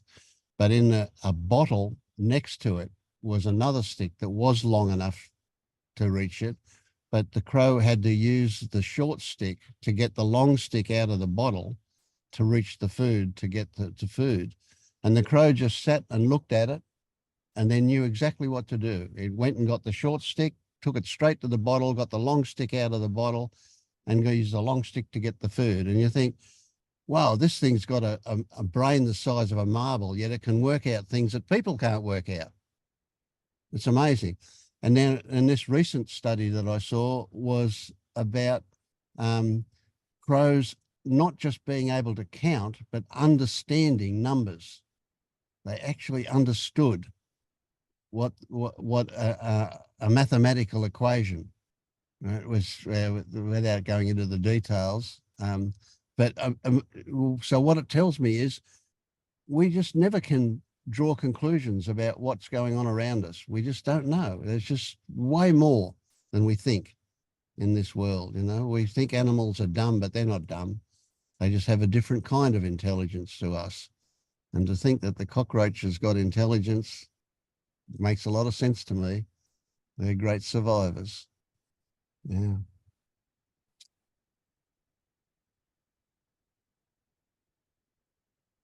That was a bit of a diversion, wasn't it?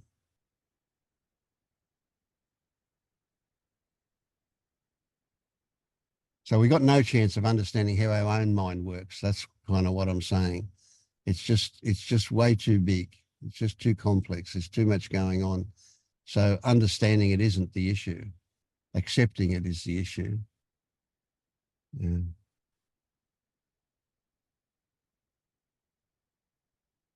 you know, there's a lot of confusion about intelligence. Even if we set aside the appropriation, you know, like I am the one intelligent, but even if you let this on the side, my experience more and more is like in intelligence, it's spontaneous in the moment. You know, you the answer of the event and the intelligent answer of the event, mathematical event or life event, whatever appear, they are both they are both appearing in the moment spontaneously. You know, they're just like, so you are as intelligent as you can in the moment, and you are stupid 2 minutes after. And the mind keeps popping up stories, and I think the way a good story is a Chinese interpreter. Like, you know, imagine that there is an input is Chinese here. Chinese is coming this way, you know, and I will translate it. But for translate it, I have a dictionary book, right? Chinese English. So I have a symbol that come in. I look at the book and I say, oh, I write a word and I put it outside. The thing is, I don't speak English either. All I do is I watch two different symbols and I translate, but I don't know what both mean.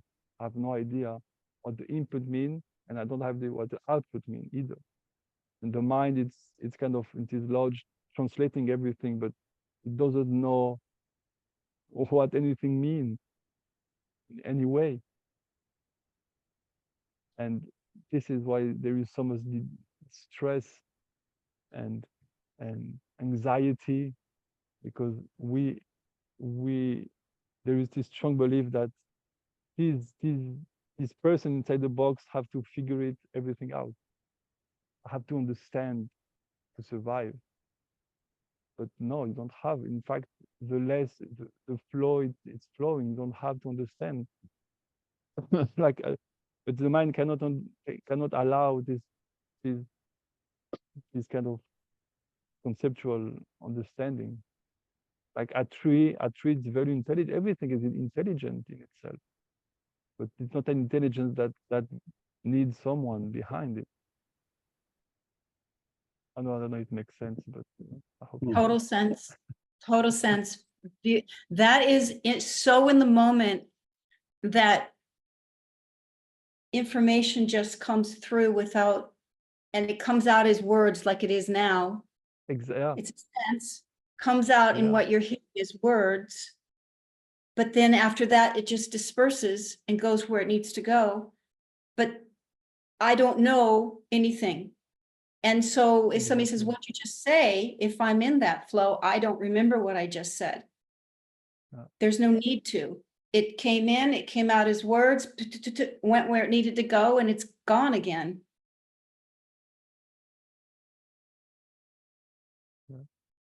Yep.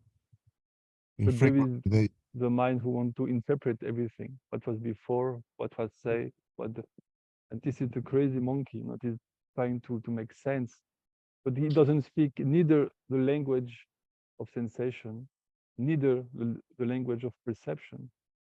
So it is this. It is its own dimension. And so sometimes when speaking on a certain level, if the mind is trying to comprehend it, it can't. But yet you can feel the truth in what's being said. Sense this truth, sense the information. But the mind can't figure it out. The mind can't understand it. You know what I mean? Yeah, just sense it. Like when I speak and someone says, I don't understand, sense it, feel what I'm saying. Feel what I'm saying, drop in. And the information just comes from somewhere else that's not in the mind. I don't know. The mind processes it after, sort of. I don't know. But well, I will. Vince will tell me that I'm too high, but communication doesn't happen through body and through sound. Like communication is instantaneous, and it doesn't use the channel that the mind builds. That's why many communication experts say that communication, like 90 or 80 or 90% of communication is not verbal, is not verbal. And they explain it, but it's fine. But the thing is, communication is instantaneous. You know? And often, I mean, everyone feels it, you know, like when you go to an interview or you meet someone for the first time, like in 1 second, you know, like, okay, this will happen that way somehow, you know. You don't need half an hour to speak to the person to really have a feeling about it, you know. You just know it instantaneously, you know. But the mind put it in a time frame and in a space frame. But experience doesn't work that way. And then the mind gets involved and doubts itself, its experience, and makes up a story about how it's supposed to be nice, or it's supposed to listen when it doesn't want to, or whatever it makes up, which it's part of the game too. I mean, you know, a witness is still watching that happen. But coming back to communication, yeah, what I'm learning is this instant knowing is not the same as understanding. It's knowing, it's a knowing. And my mind, all the little gears in my mind be quiet, then it's like a flock of birds. It's just turn and they turn and they turn, and more in sync with the communication that's coming through authentically. Are you engaged with this, Ramiz? Or is your mind off somewhere else?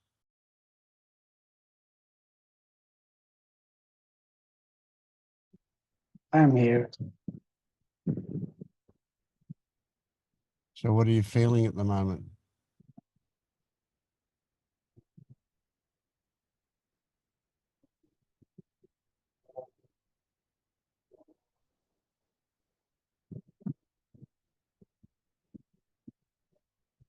I don't know.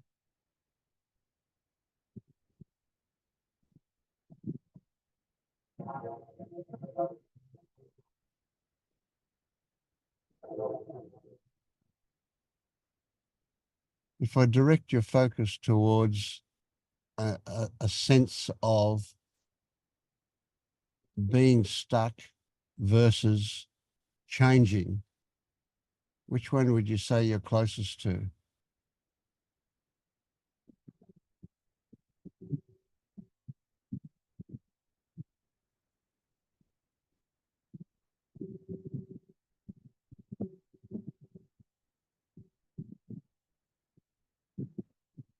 I feel something is happening, Mm-hmm.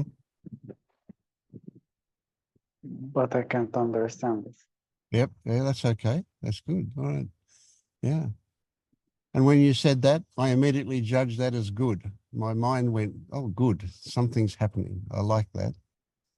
Yeah. And then I saw that I'm telling myself a story. Yeah.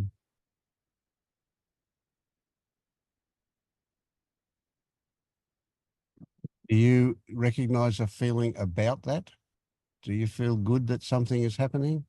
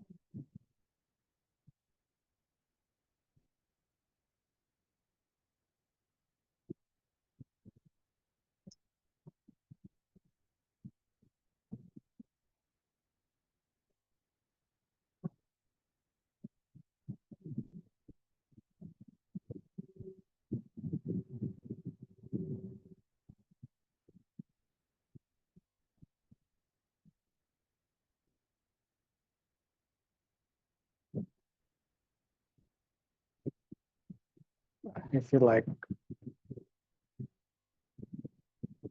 any description isn't true.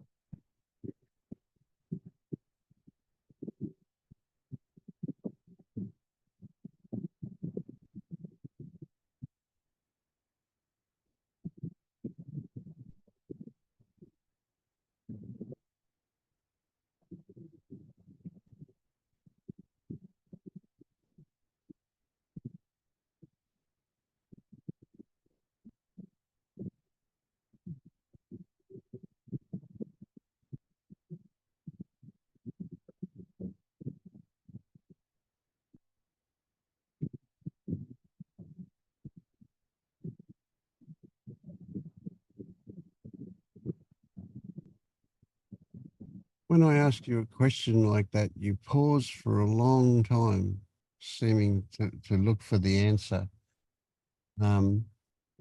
What happens when you go looking for the answer?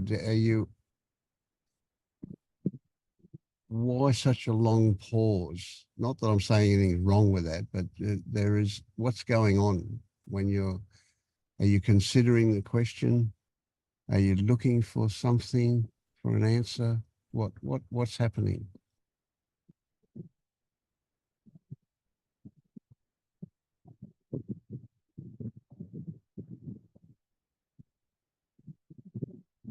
It feels like I need to make effort to think.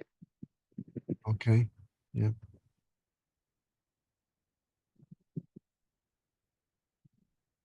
So is it like you've got to put your mind into gear and get it working in order to get an answer? Yeah, Does that feel like a burden? Is that a problem? no,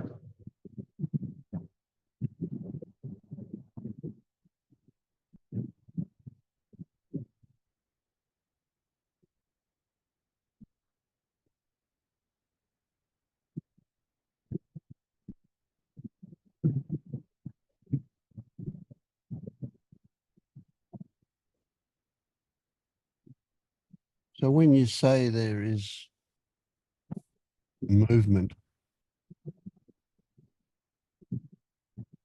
would I be correct in presuming that that's in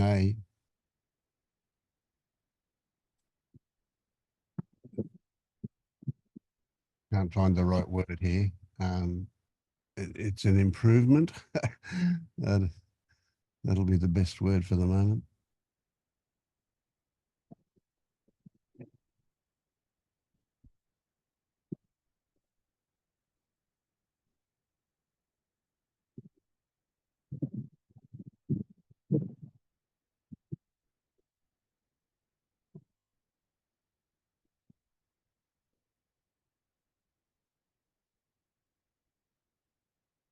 it feels like I'm adjusting to a different depth of darkness.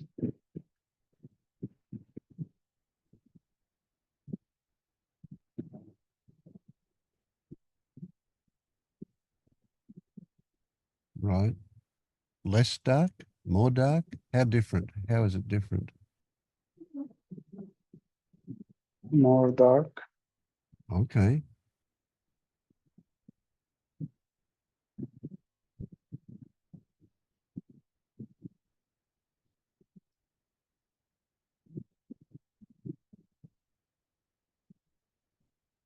Do your feelings tell you something about that?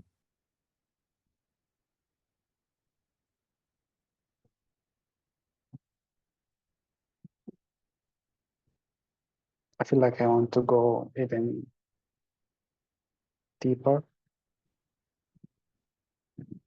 So there's an attraction into that, is there?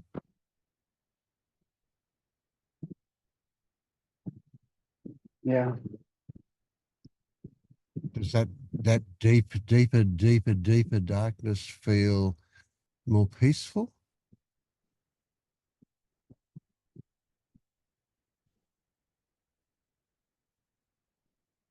no, So what's the attraction about it? What does it feel like?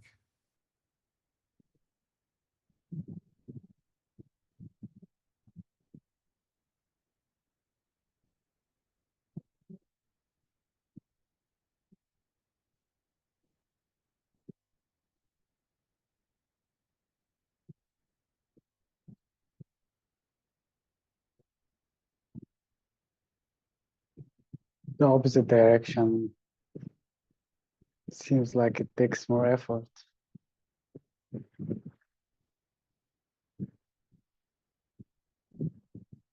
The opposite direction feels like more effort.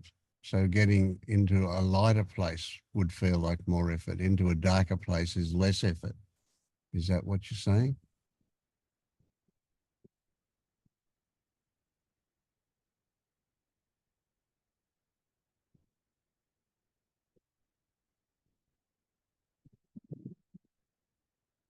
The opposite direction is more like running away. Oh, okay.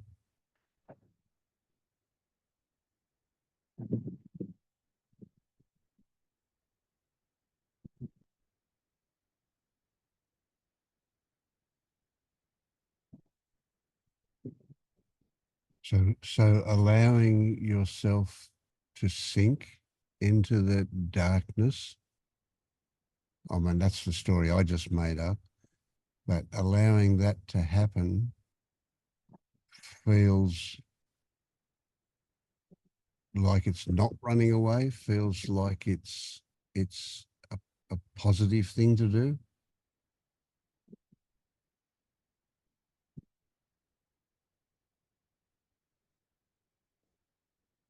Yeah, it feels like the right place to be.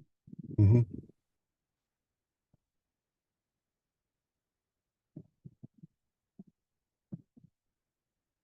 And down into darkness, a deep darkness, is your body more alive or less alive? Yeah, it's vibrating. So it's pretty alive. Yeah. Mm.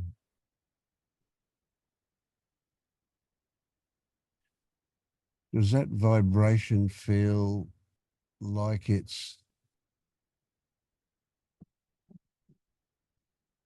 a benefit? Feels like it's an expression of something, or does it feel like it's a consequence of something? I don't quite know how to put that. What does it feel like? Does it come out of something? Like, Is it achieving something?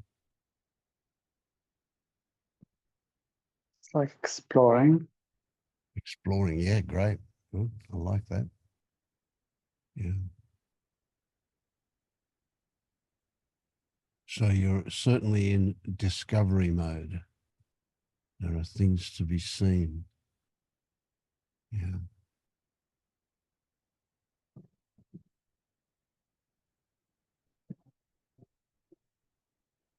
Is there any end to that darkness, that deeper, deeper darkness? Or does it go on forever?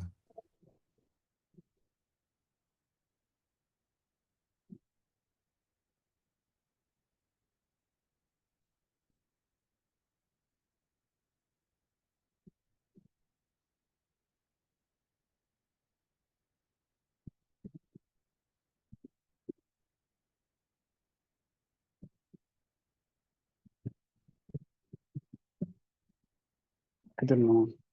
Mm-hmm.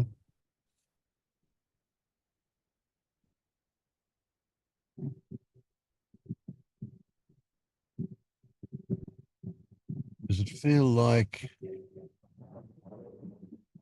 that the support that it gives you, the comfort that is in it, does that feel like that enables you to let go?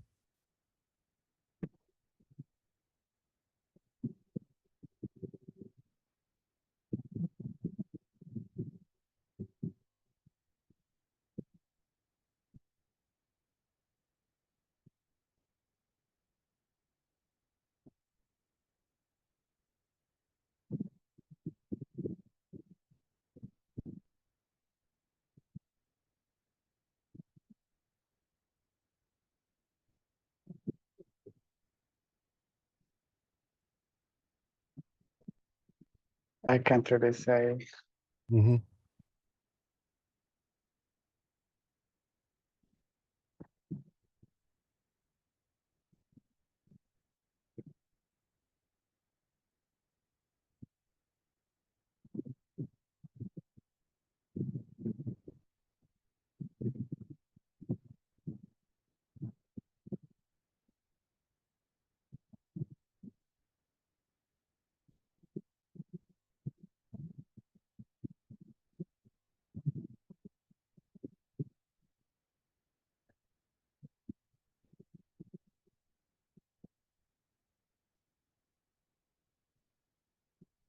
Do you find yourself getting into this state very often or at different times? Does it happen other than in these meetings? Yeah, it happens frequently. Mm-hmm. Would you call it a safe place?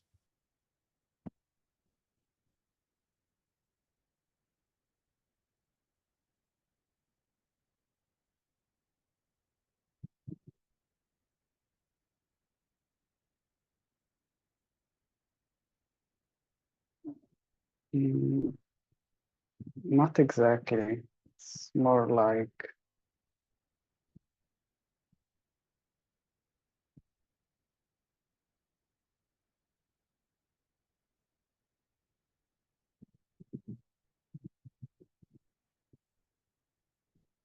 more true.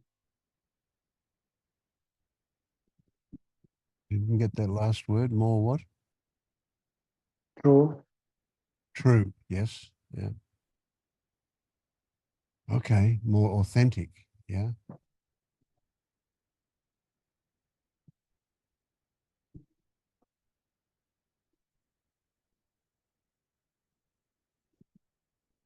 Is there comfort in that?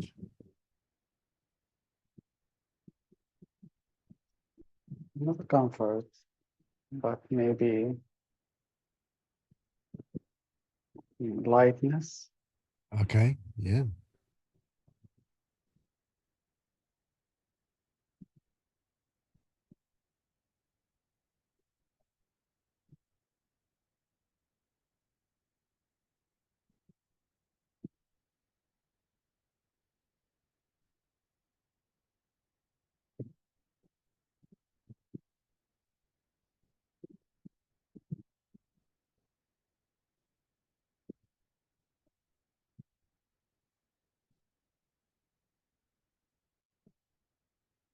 Feel like you're going towards something or away from something.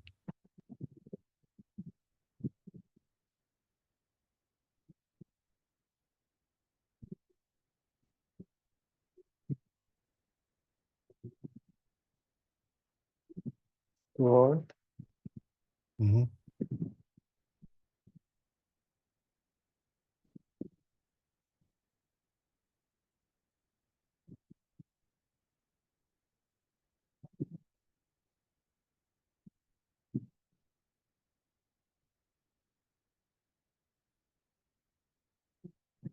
It's more like it's coming to me. More like what? It's coming to me. Coming to you. Right. Yes.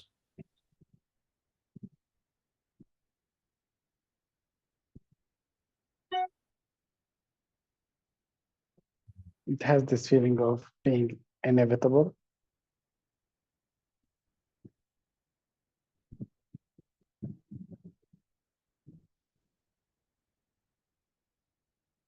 It's like a wave that I can't avoid. Mm-hmm.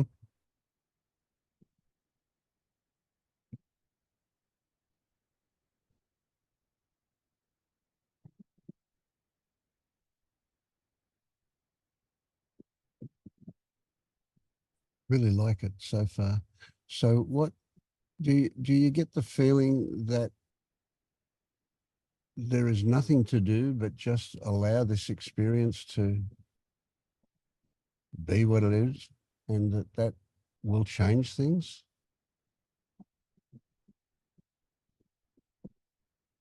I can't know that. It's just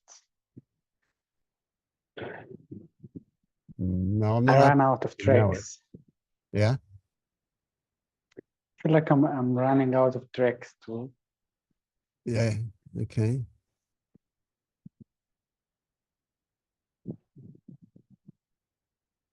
I know you can't know it, but that just because you just jumped back up into the head, that's why even knowing it became an issue. I asked you, what does it feel like? What does your intuition tell you about it? So we're not knowing anything. We're just having a guess at interpreting some sensation that says, yeah, it's a good thing or not, whatever. Is it going towards or away from something? You're going towards something. That sounds good. Sounds good that your body is embraced in that as well, and that you can see that. You can see the involvement of your body in that. It's expressing something. Yeah. And you're out of your head in this. You're absolutely right out of your head. It's just brilliant. So even when you are in your head, you can see that what's going on with that.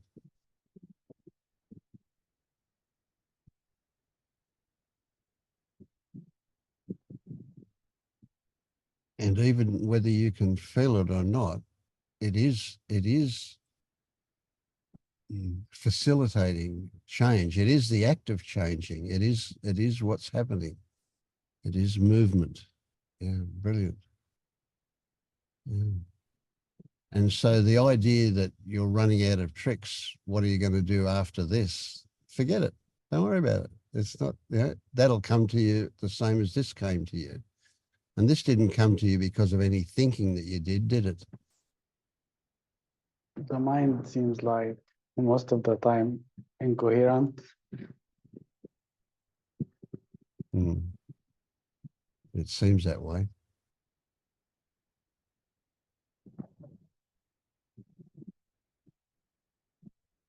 But if you ask yourself how you got to this, you can see that it almost was an accidental find. That where you, how you ended up going into this blackness was not something you planned, not something you intended.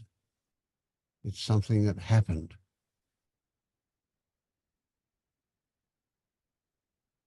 And that's a huge thing, absolutely huge, because that's the way everything works. It happens.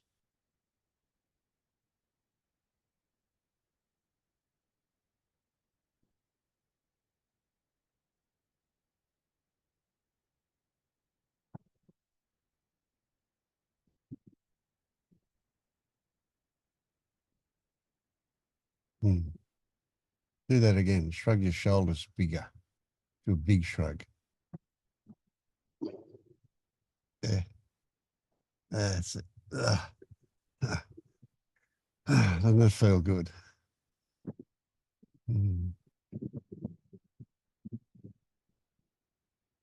Yeah. You look quite a different person to me from months ago, my memory of you. And now you're so open in the face compared to the way you were. I don't know how to describe it, but yeah, you look really different to me. I like it. And Yvonne's nodding as well. She recognizes that. You're going to be the last person to recognize it.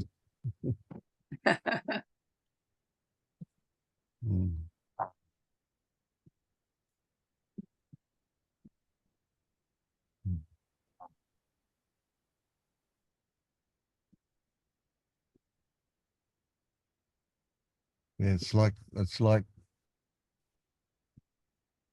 somebody planting seeds of tree seeds, and they're dropping them and covering them and dropping them and covering and dropping, and after weeks of work they look back and they go, God, nothing's happened at all, But if they keep going, eventually they turn around and the whole thing is sprouting behind them. It's all coming up all at once. Yeah. So we don't know until it happens, but yeah.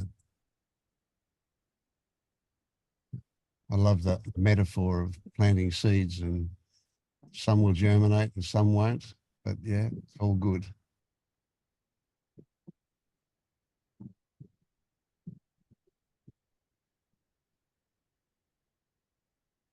Anyway, well, now I like the idea of going and cooking breakfast for my wife. Yeah, thank you. Thank you, guys. Thank you all the Thank- people who gone. That was all great. Yeah, thank you. Thank you, Thank you. everyone.